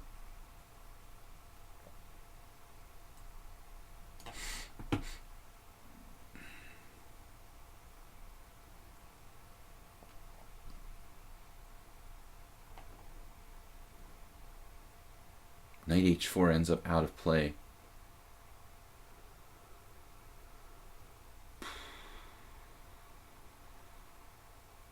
Looks like he's okay here.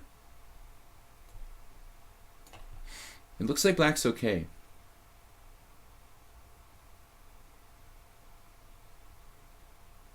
Only like a tiny bit worse. If that, actually.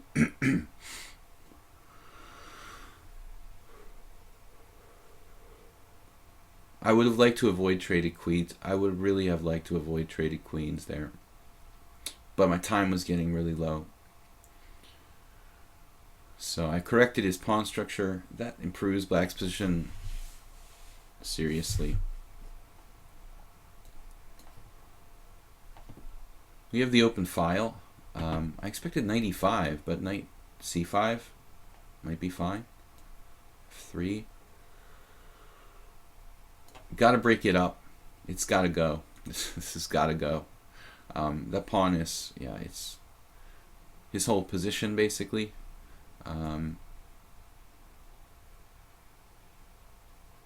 What's up here?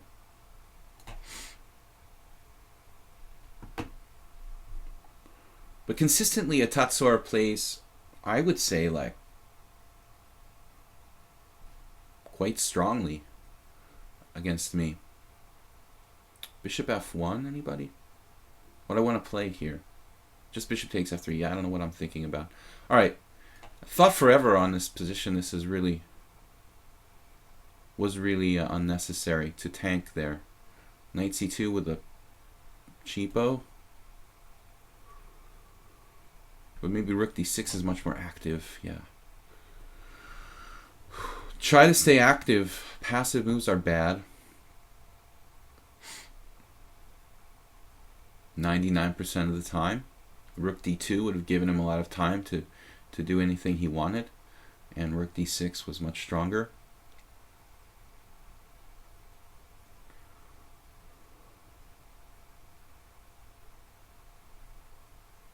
It's hard for him to develop. This guy's still not moved. He's not moved. What about his knight? He's got this trick. All right, h4. Putting the pawns on the right color, making his bishop bad. Black's fairly paralyzed here. I didn't want to walk into a3 and tricks like that. Actually, c5 might be a mistake here. Really low on time. Now knight a6. Damn, dude.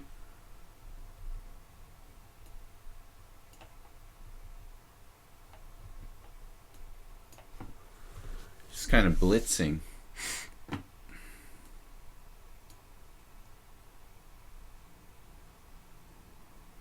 want to play blitz? We'll play blitz.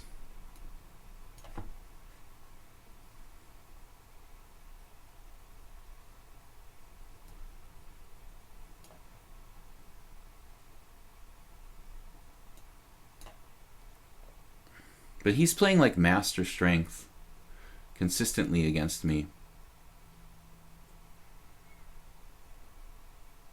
Wow, look at this move.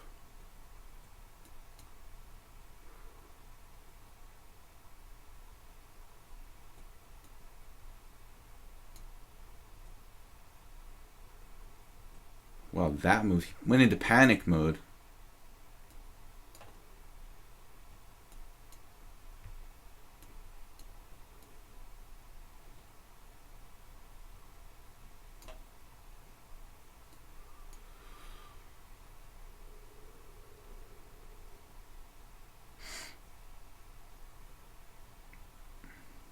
Whoa. Alright. A6 loses. I had other ways to win there. Just take and c7 and like rook b6. Although, yeah. So we've had enormously tough games today. Every single game has been really close down to the wire. Pretty much. Tatsora no exception there. Probably holding for black. If he just taken on b5, looked pretty equal to me. All right, king chaser. We haven't played much e4 today. Any reason e4 wouldn't have been bad? Was I answering that question already? I think I'm still back on. I'm still answering a question I already answered like 30 minutes ago. No. All right, king chaser. I better refresh the Twitch page. Yeah, I think I'm falling behind on Twitch or something. Guys, thanks for joining me here. We'll be back on Sunday with a simul stream, 6:30 p.m. or 18:30 CET. 20-player simul on Sunday through my game with Sebe Attila in the morning in the Hungarian Budapest team championship. Sorry. So it's 5-3. I've got to speed up here. It's blitz. All right, we'll play the Sozin attack. King chaser blitz, guys. No rated games. Hissidnun's casual loudmouth. Loudmouth already played today, right? Didn't I already play loudmouth? My hallucination. This is a very rare move. Bishop to d7. It's probably not so bad. See anything wrong with it per se?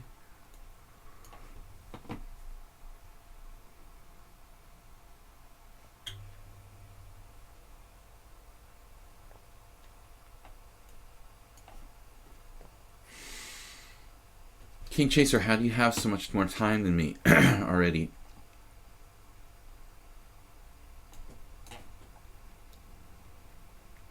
You're already almost a minute ahead of me on the clock. So the bishop d7 very early.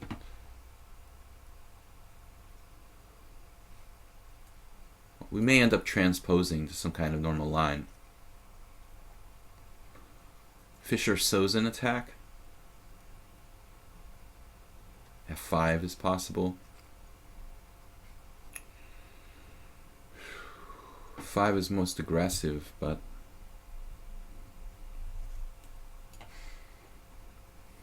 Fischer liked to play king h1.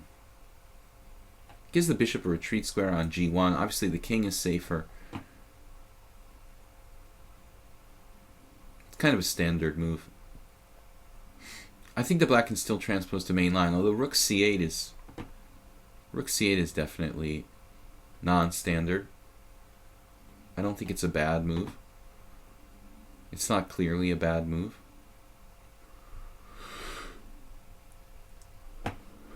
He's thinking about what, like exchange sacrifices? Not so common in this variation for black to be able to do that. I think instead of rook c8, we'd normally see knight takes d4. And then I can take with the queen. Normally I can only take with the bishop. Here I could take with the queen. Because knight g4 can be met by bishop g1. So, but anyway, like knight takes d4, bishop takes d4, bishop c6, queen d3. Probably transposes to a standard type of position.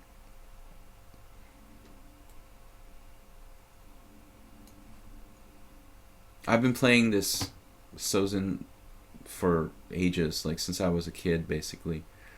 Though I never played e4 that often. Knight a5, fighting for control of d5 indirectly.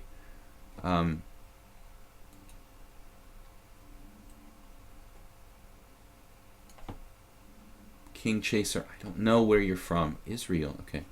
So now here's a tough question. We've had a lot of games like this. I often capture toward the center, but in this type position, it may be better to take with a c-pawn because this pawn actually becomes like a weakness in a lot of lines for white. So sometimes it's like you're avoiding some trouble by taking away from the center. Just avoiding having this like backward pawn be a target along the c-file in a lot of cases.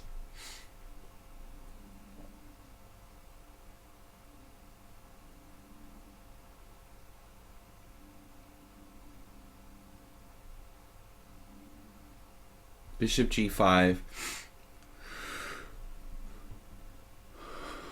Man, it doesn't work. I want to play bishop g5, but it doesn't work because of knight takes e4.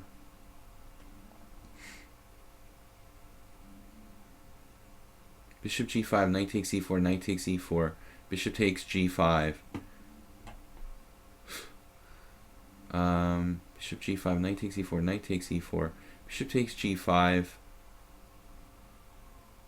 queen g4, something crazy like that. Doesn't really help. I need to stop d5, but it's almost no way to do it here. Maybe I have to find a tactical defense. I don't see it. Knight h5? Knight h5.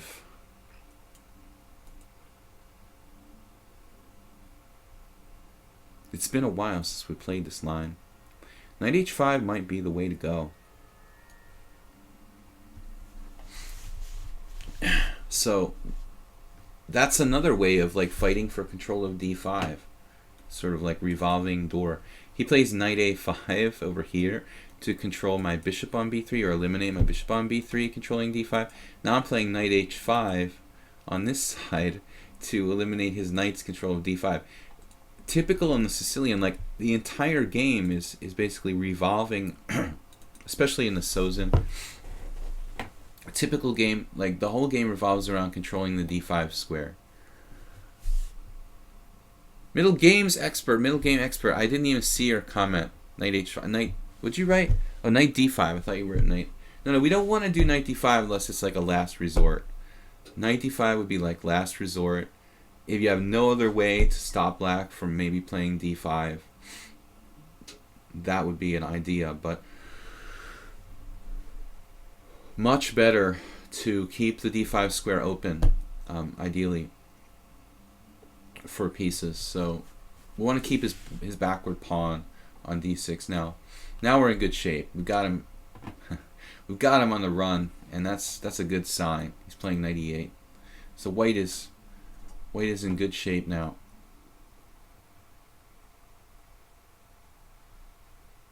All right. Well, is this the right idea or not? A lot of possible moves here.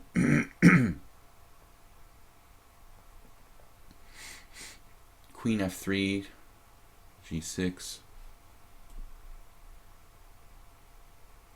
Have to make a decision. I was thinking about queen g4. Kind of a tough call. Reinforcing control of d5. It also gives me f6, which is a really nasty shot if he tries to play g6 or something like that.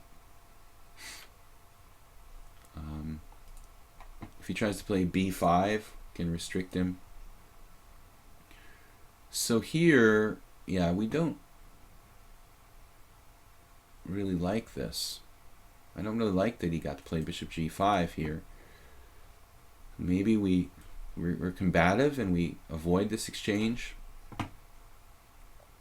Things could get complicated. He has some interesting tries here. Bishop g5. He's playing. That's a KG move. That's the real hidden point behind knight e8. I overlooked it. Now he comes back. Well, that's fine. Rook fd1, ad1. Knight takes g7. King takes queen g3. Leave that to another time, maybe. King chaser. Fighting cagily. Can I say that? Cagily. Maybe he'll forget about my bishop on g1 and like put his queen on free or something. No, that was a nice plan. I underestimated you. I didn't understand why you were retreating passively with knight e8, but he had a good strategic idea behind it with bishop g5. Well, that goes to show that I probably made a mistake with queen f3. You know, this was the move to play more actively with queen g4. Much, much stronger. So we let him off the hook there. Queen e7 now.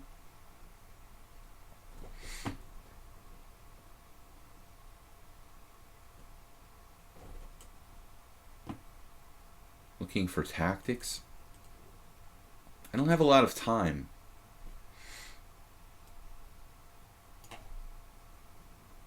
arbitrary move, b4. But I don't know if I talked about this already. Yeah, I said if b5, b4. It's not completely arbitrary. I want to play a3 probably.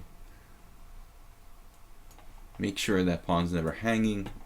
We've got control of d5.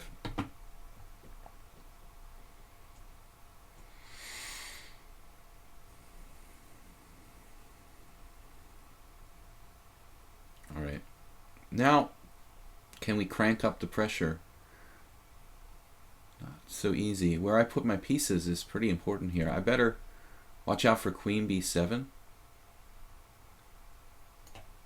Let's take on f6. We're going to have to instantly. He just didn't even have to think.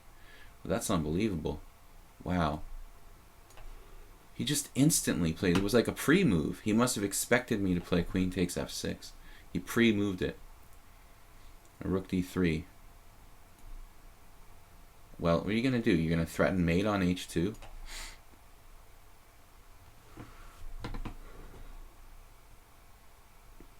No, I didn't think so.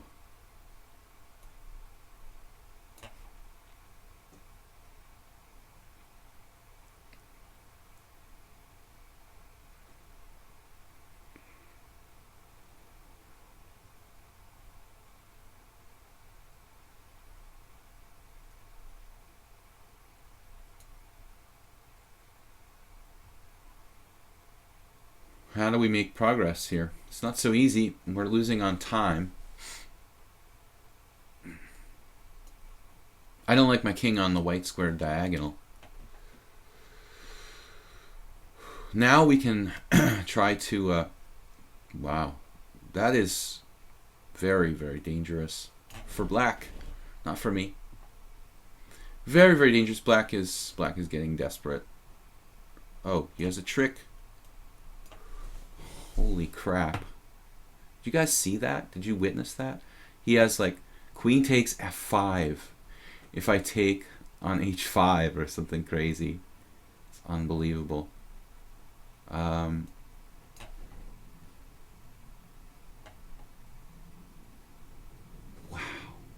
It's just unbelievable. Look at this guy.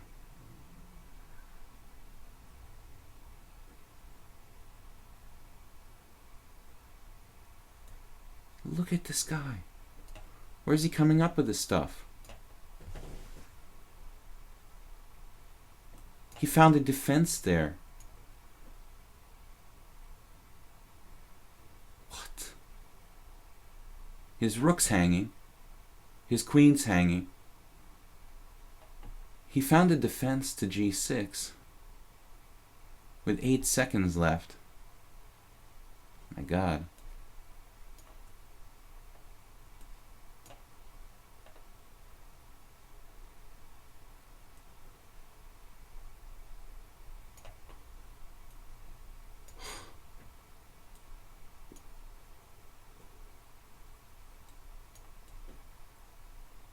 Damn, dude.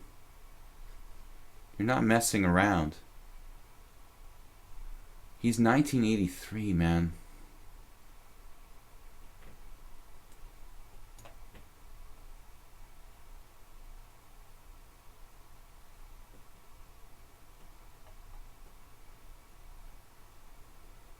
Theme of the day, close games.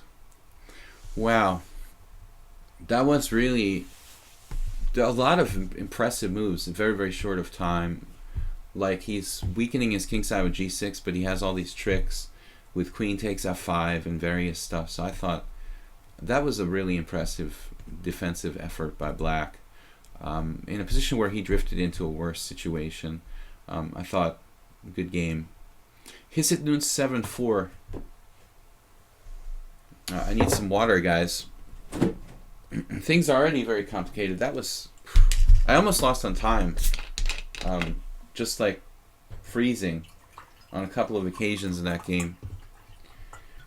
It was difficult to find moves, and even at the end, he had like mating threats on h3. Okay, Hisset Nunes. But am I confused, or did I already play with Loudmouth? He's challenging me in the list there, but I already played with Loudmouth, right?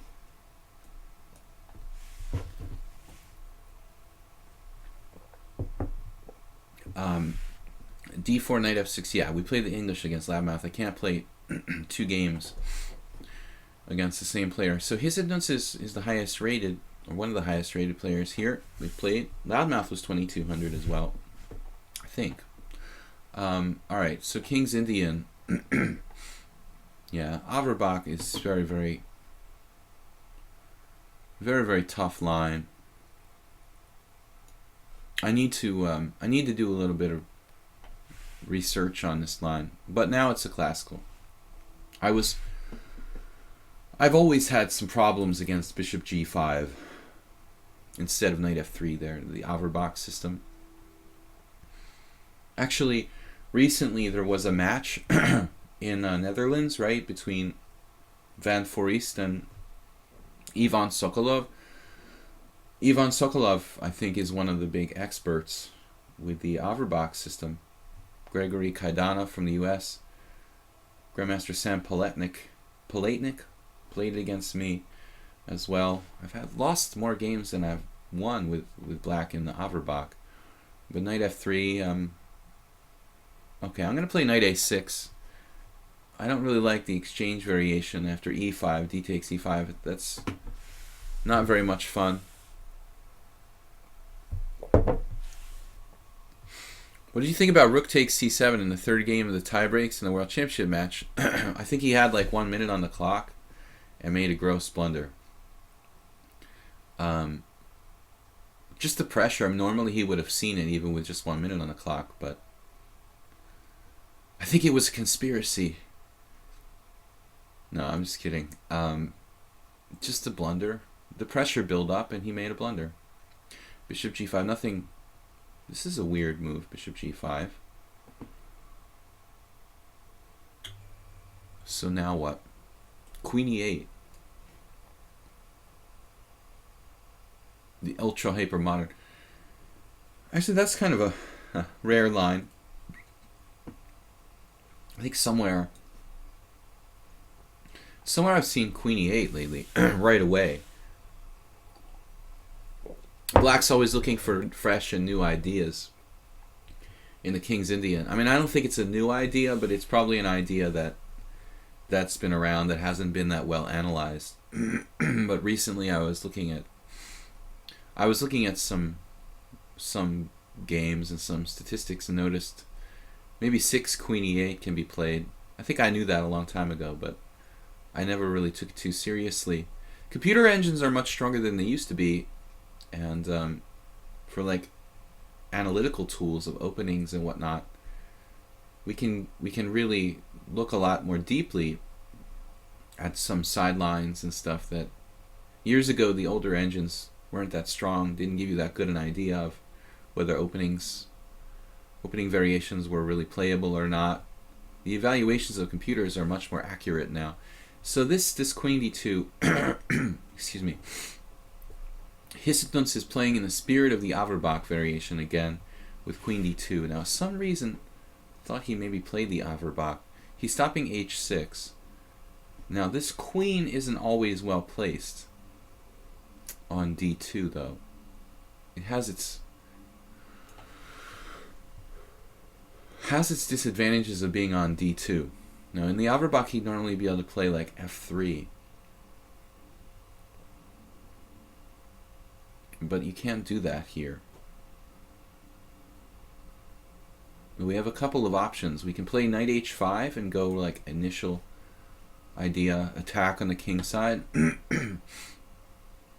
We can play knight c5 when it's very awkward for him to protect e4. Let's give this a try. This is interesting. I'm curious to see how he reacts to this. Lama says, yes, I know that. Only 2 challenges after my game. Yeah, if there are no challenges, I mean, I'll play the same, but I still don't like play a second game. I mean, if there's a lot of challengers and stuff, I just play 10 games, like basically a stream. So Hypnos plays like Petrosian system here. Knight a4. This is valid, what he did. It's an idea that I've seen in the King's Gambit. The 4 pawns attack, and also the Petrosian system. So I decided to say, screw it. I'm going to let him play b4, but he's given up his dark squared bishop, and it's pretty complicated. So we have a dark squared bishop, he doesn't. That could be a long-term value for me. This bishop even can come back to d8 and crawl back in the game. Believe me, I've done it. But we've given him a kind of free pass on the queen side. It's a tough call. In the 4 pawns attack in particular. Okay, so I don't know how deeply he knows this. Maybe it's already still, in his preparation already. I never played this position before, and I didn't really analyze that far. But knight takes b4, knight b5. I go back to a6. Now I would maybe lose the d6 pawn. Knight takes b4, knight b5. Knight back to a6, cd. Pawn takes pawn, knight takes d6. Looks like a bad position for black. I'm not that concerned about bishop takes a6. I think my queen is on the wrong square here now, so we should correct that.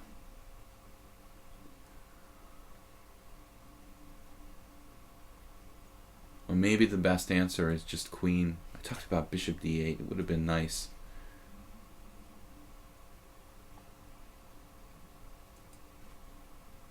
Would have been nice to play bishop d8 and get that guy in the game.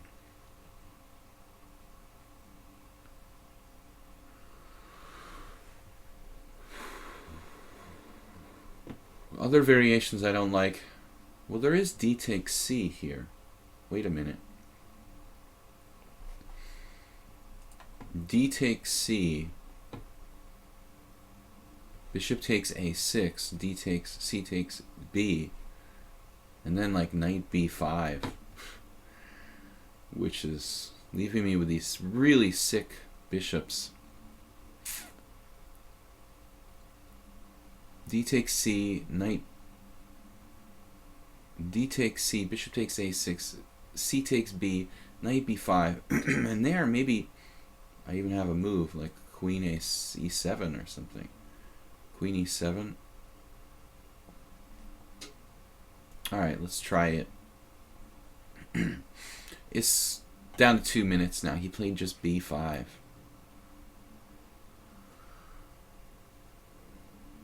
Well, obviously my knight gets trapped if I play knight b4. So we're back to d7 route. This may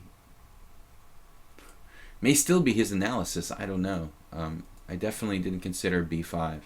Didn't have time to consider everything here. So he's got positional compensation for the sacrificed pawn, and I'm in a very stuffed up sort of position. But I'm glad we've had some interesting openings today, because sometimes we have a lot of amateur opponents, and CERG players just don't try to play theoretically against me, and it's sort of satisfying to actually get quite a few theoretically interesting games. Castle's a very safe move by white. Maybe I should think about trying to play bishop g4 and trading some pieces here, though it is my better bishop. Queen e7. Queen e7, rook d8 looks like I'm walking into d6.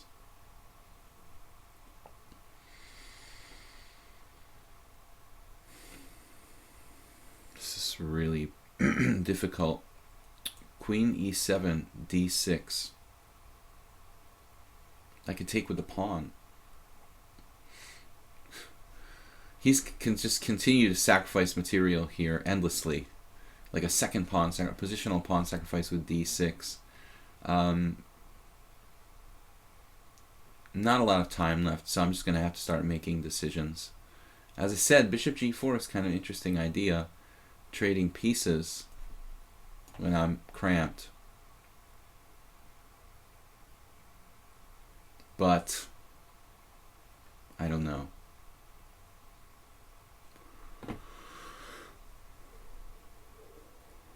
Positionally, white has full compensation for the sacrificed pawn. And I felt forced to make a move very quickly. But I think that white's play is totally valid. And I guess I would prefer white if I have to choose a side here. I don't know, though. There were more complicated lines involving like bishop takes a6 and weird complications. He just played a very safe plan with like b5. The power of a 2200 player. 2200 is pretty good, but 2200 here on lichess can vary wildly. You know, some people don't care about the ratings that much, so you've got the ultra competitive like 1900 FIDE players who are 2200, and you've got lazy masters who are actually quite strong, who don't really, you know, give a crap about their online blitz rating, who may be, I'm thinking about playing c6 here, believe it or not. So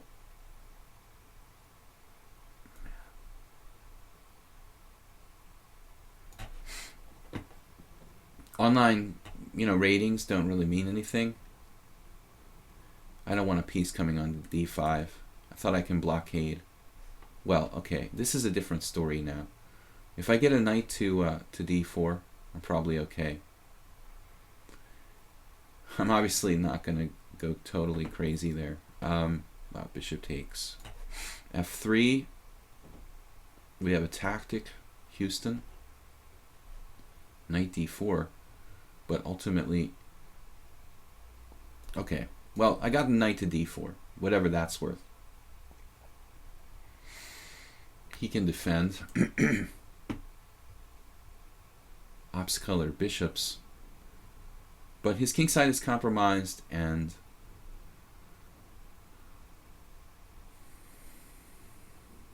I am up material. 29 seconds. People tend to panic when my clock gets really low. This happened a lot with Grandmaster Alexander Ivanov, my good friend from Boston. He has chronic time pressure, but he's also very, very strong in time pressure.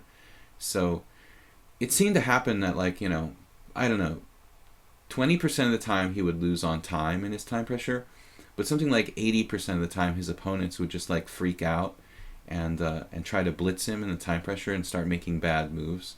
And so it seems like the time pressure actually won more games for him than it's lost over the years. Now what do I do? Queen takes b5 is possible. Queen takes b5? Not necessary. But it would take his knight. Nah, it doesn't matter, I guess. Alright. It doesn't matter, ultimately. It's all a blitz game, right? This is insanely complicated. There is a fork on c7, sir. Nice knight. I've got 4 against 1 on the queen side. Just don't play rook c8, no matter what you do.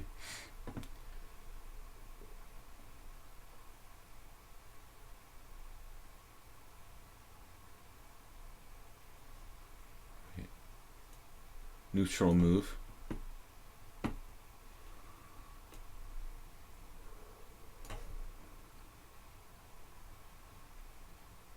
That guy, that's got to go. That's all right. I think we're winning.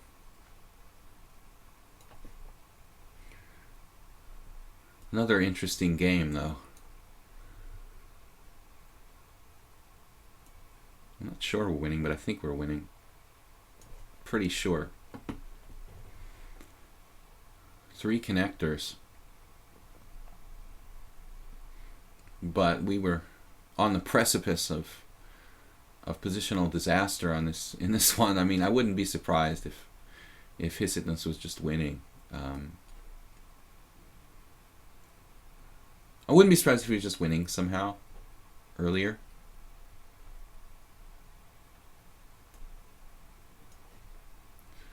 Can't stop him. Maybe d3 is more accurate there. I don't know. It's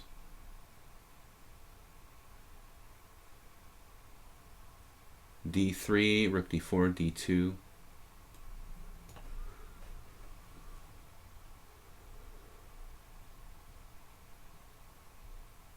All right, thank you for another interesting game, Mr. Hisidnuts. I'm sure that that opening is favorable for white. That seems to be the theme for today. I'm getting in trouble in the openings and having to kind of save myself. M477. Just done it. I do that sometimes too. I'll be on the phone and say what you think about that right there, not think about what are you talking about. Enjoy the stream. Still remember you did ICC videos in 2004 when I got into chess. Learned a lot. No, thanks for being a fan. Yeah, in 2004 I was working on ICC, I think, and later ICC had problems. I had to stop working with them. But I also have done videos for years for chesslecture.com, so I have a lot of experience commentating, basically. You guys can also check out my YouTube videos on YouTube. Video chess training. Obviously, they're on YouTube, if they're YouTube videos. Video chess training is the name of my channel on YouTube. Yeah, M4-7. I played knight f3. You know, the most aggressive lines against the modern are with knight on c3. But you can't have everything. So I upload all the streams to my YouTube channel. Forget to like and subscribe over there. 86% of my comments don't make sense. Yeah, that's just to throw the other people off. You don't want them picking up on the on that 15% that do. Big Brother might be watching. You're sort of coding your own comments, encoding them. So we've got 10 minutes left, guys. This will probably be last game unless it's really short. C6 is kind of an old school way of playing with the B5 type of ideas, but not really dangerous like in the sharper lines of the Pierts. Though he hasn't played knight f6, so it's technically not a Pierts. It's a modern defense. But I like the more modern approaches to these lines, where black plays like a double fianchetto with a6, or even b6 and bishop b7. I think those lines promise more than the more classical lines. Black does like queen c7 and e5. It's almost like a Philidor. Now here the question is, do I want to waste time with a4 or not? It's not a waste of time, but I'm not sure it's necessary. In this modern position, though, maybe it is. He hasn't played knight f6 yet.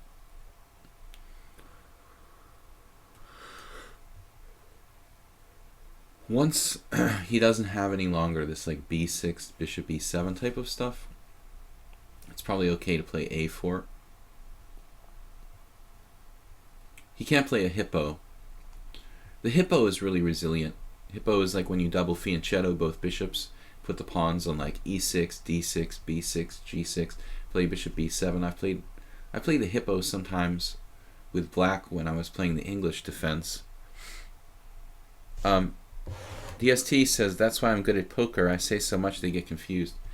Yeah, like my friend, the best player in my like home game is an Omaha pro, and he just talks nonstop. It absolutely drives me crazy sometimes. He's not on any sort of drugs. He doesn't drink, but he's like hyperactive, and when he starts talking, it makes me absolutely crazy. You know, when that guy at the poker table, he just talks incessantly for like sometimes for an hour nonstop, and you just like, one time I had somebody tell me to shut up when I was doing that.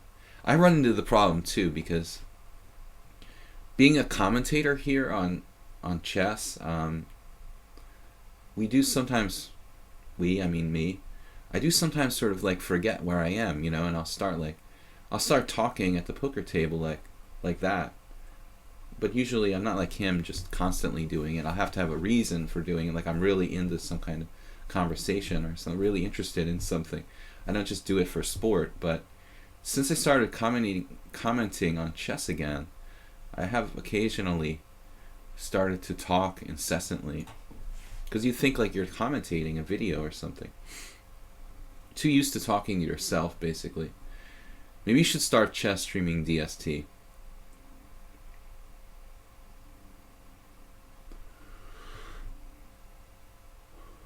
Got this annoying cold that won't go away. Since before my tournament, I went to Harkine, played a tournament. If you guys are interested, by the way, you can check out my games from my chess tournament that I played in last week. I put them in a study here on lichess. You look at my studies. You definitely should learn the study feature on lichess to analyze games, but you look at my studies, you can see my games. I was a little bit handicapped though, because I have been sick for like 2 weeks.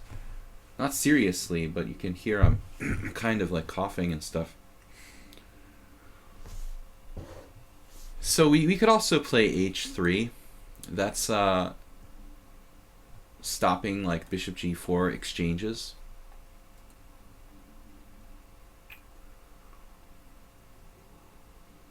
e5. e5 is a serious candidate move here. But I think I'd prefer to have my rook on e1. e5, knight g4. e5, knight g4. I see an idea for white. e5, pawn takes pawn, pawn takes pawn.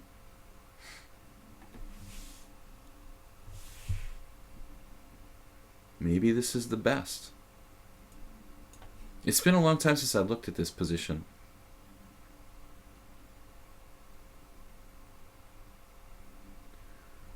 Shandor Farago, Hungarian IM, I think played queen c7 or something weird against me once.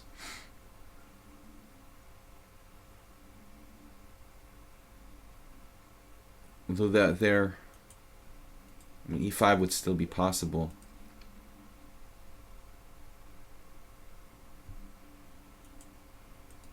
I did probably analyze this long ago. What should black do against a6, a4? But for a6 here, I'm not an expert, you know. I mean, I'm talking about mostly the Peerts. So I think that, you know, you should play like knight f6 probably. And then knight f6 castles and then a6. That's the game. Sunday I'm playing this guy, Sebe Attila, who plays the Peerts too sometimes. He had this famous game against me, famous to me at least, where it was a rapid tournament where both sides started with like 20 minutes, and Attila was black, and he showed up like literally with like 2 minutes on the clock against me, and played he played the entire game in like 2 minutes and beat me in one of those lines. The Peerts with like a4, a6, and then b6 and bishop b7. It's not that easy for white. That was a very aggravating game.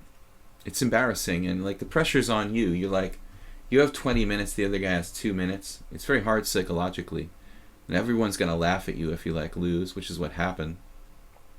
But Sebe Attila is a really strong blitz player, so it wasn't like a shame to lose to him. Just it feels weird, you know. You're like, you've got all the time. He's got only 2 minutes, but you've got to like think and do something, and you're using your time. It's weird psychologically. But anyway, to answer M47's question, I don't know the modern defense move order that well. I mean, I think I do play the modern defense sometimes, but I sort of make it up in most cases. This particular line, though, you know, I mean, I don't see any reason why you have to avoid playing knight f6. When white plays the classical, it's not really a dangerous line against the Peerts in general. So I think mostly you should just transpose to the normal Peerts.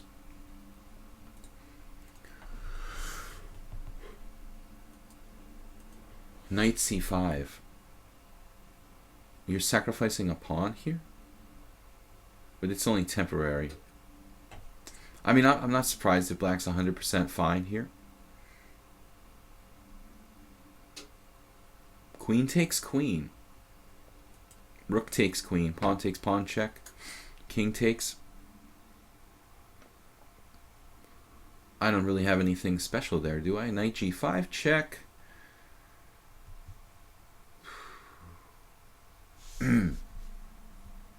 Sorry for the naive question, but how do you stop cheating or chat back seating from an engine?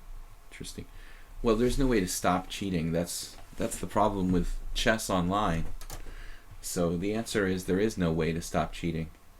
The only thing you can do is try to control it as much as possible. So that's why they'll never be, chess will never be as popular as other internet activities. If only there was an answer to that question. Pawn takes pawn check.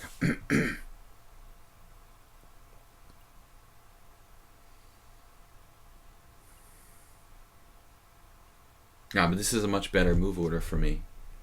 I can at least cause some inconvenience. If he can't take the pawn, his king is stuck on h8. I don't want to play like queen takes queen, rook takes queen, pawn takes pawn check, king takes f7 when his king remains a relevant factor here. Still, I think the black's probably okay in this position. Well, I don't have anything special for white. Pawn will fall. The pawn should fall eventually. Queen takes queen.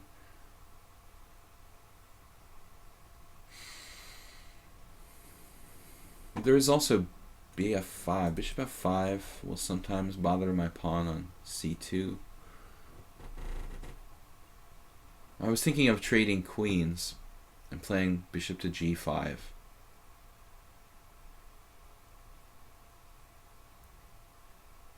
Maybe I have a small edge here, but it's not much. Of course, I might be missing something better. But I'm interested in developing my pieces and not losing on time.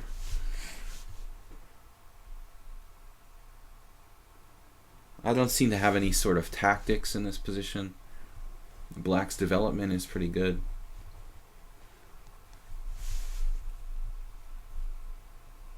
Now my bishop is defended. What was I looking at? Right. A variation I analyzed was bishop f6.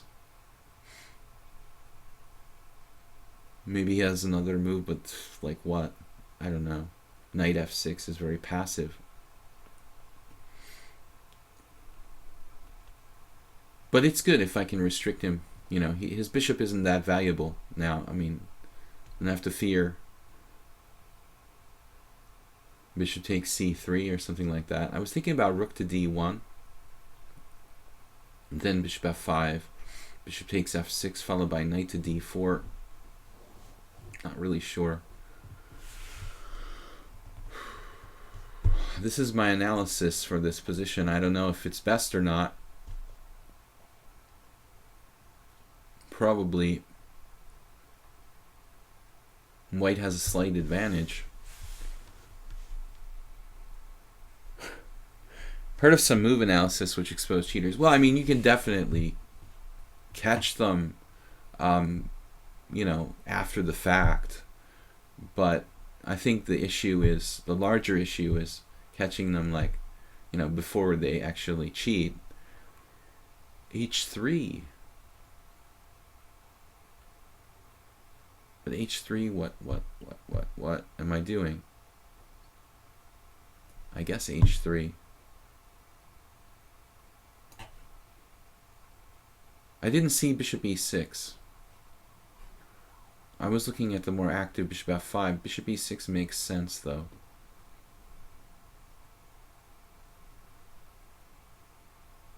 Not sure what I have here. Better structure. Worst case scenario, I can like leave him with an isolated pawn in a fairly boring position. It's not too much. I feel like I'm not seeing everything. I'm a little tired. We're at the end of the stream here, guys. I'm gonna have to. I'm not gonna be able to play you other guys. Constant Change and Shryan. We'll get you next time. It's time to end the stream. So this is it. What should black do against a6? Well, yeah, a6, a4. I think that's fine too, though. I mean, m4-7. I'm sure you can play something there like b6. Again, it's this kind of hippo type of formation. Should be okay. There's a lot of options for black. I just don't think the classical variation of the Pierce is particularly dangerous. Knight takes e5, bishop takes e5. Knight takes e5, bishop takes g5, f4, and then back to h6, or I don't see how I'm going to hang on to my pawn.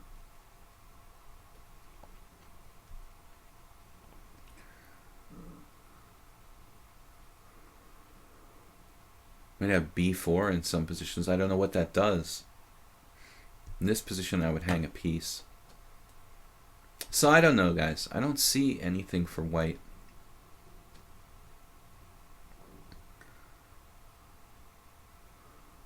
As I said earlier, maybe trying to find a way to hang on to this pawn on f7. I'm looking even at f4 now. But it's going to be too difficult to hang on to that pawn. Now maybe b4 and knight to e4. Now he's got various possibilities.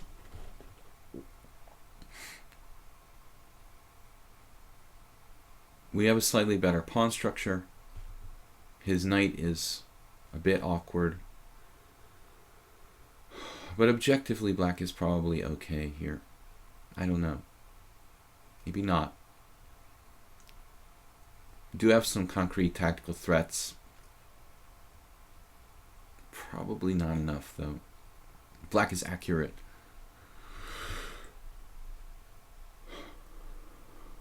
Yep.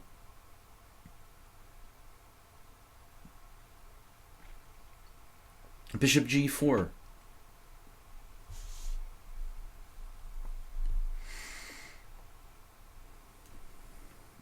I have to find a move. I was thinking of knight e4 originally,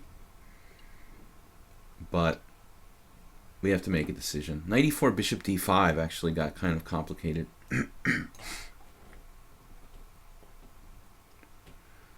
now I thought doubling on the file.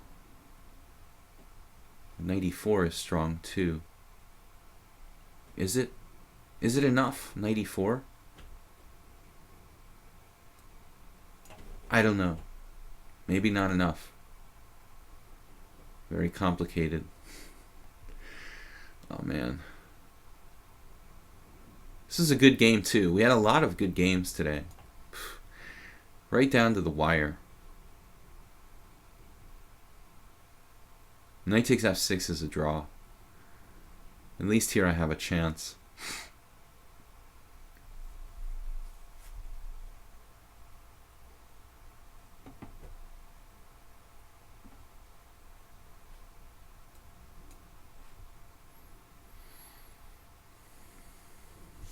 Whoa.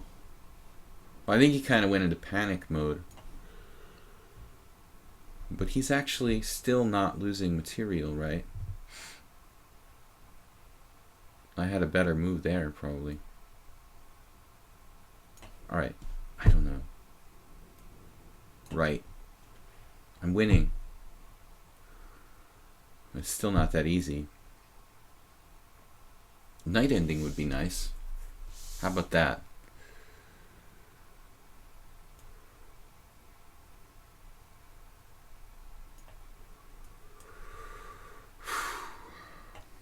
f3. Most accurate. This is tough. Tough game too. You already saw my threat.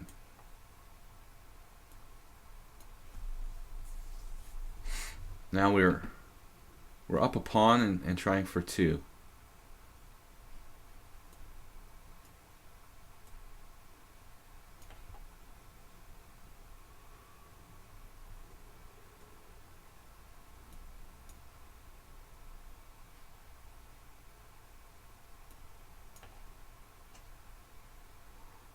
We've got this brutally centralized knight on d3. This is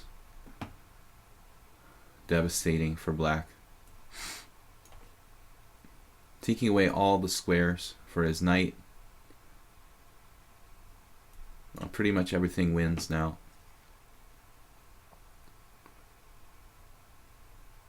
Where is he going?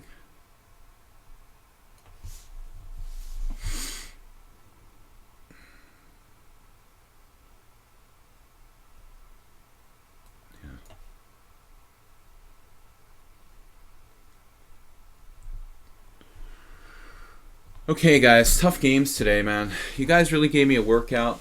Almost every single game was really close. So I think the training is helping. The viewers are getting stronger here on my stream, so I feel partly responsible for that.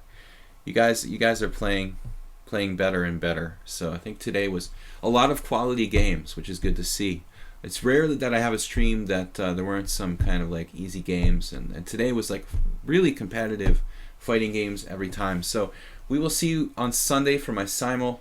It'll be 6:30 p.m. 1830 hours on Sunday here on lichess 20 board simul. Other than that, have a great weekend, guys, and we'll be back Sunday and again Monday morning with a Blitz Classical stream. Don't forget to check out my YouTube channel, Video Chess Training on YouTube, and if you can support the stream with a donation via PayPal, that is much appreciated.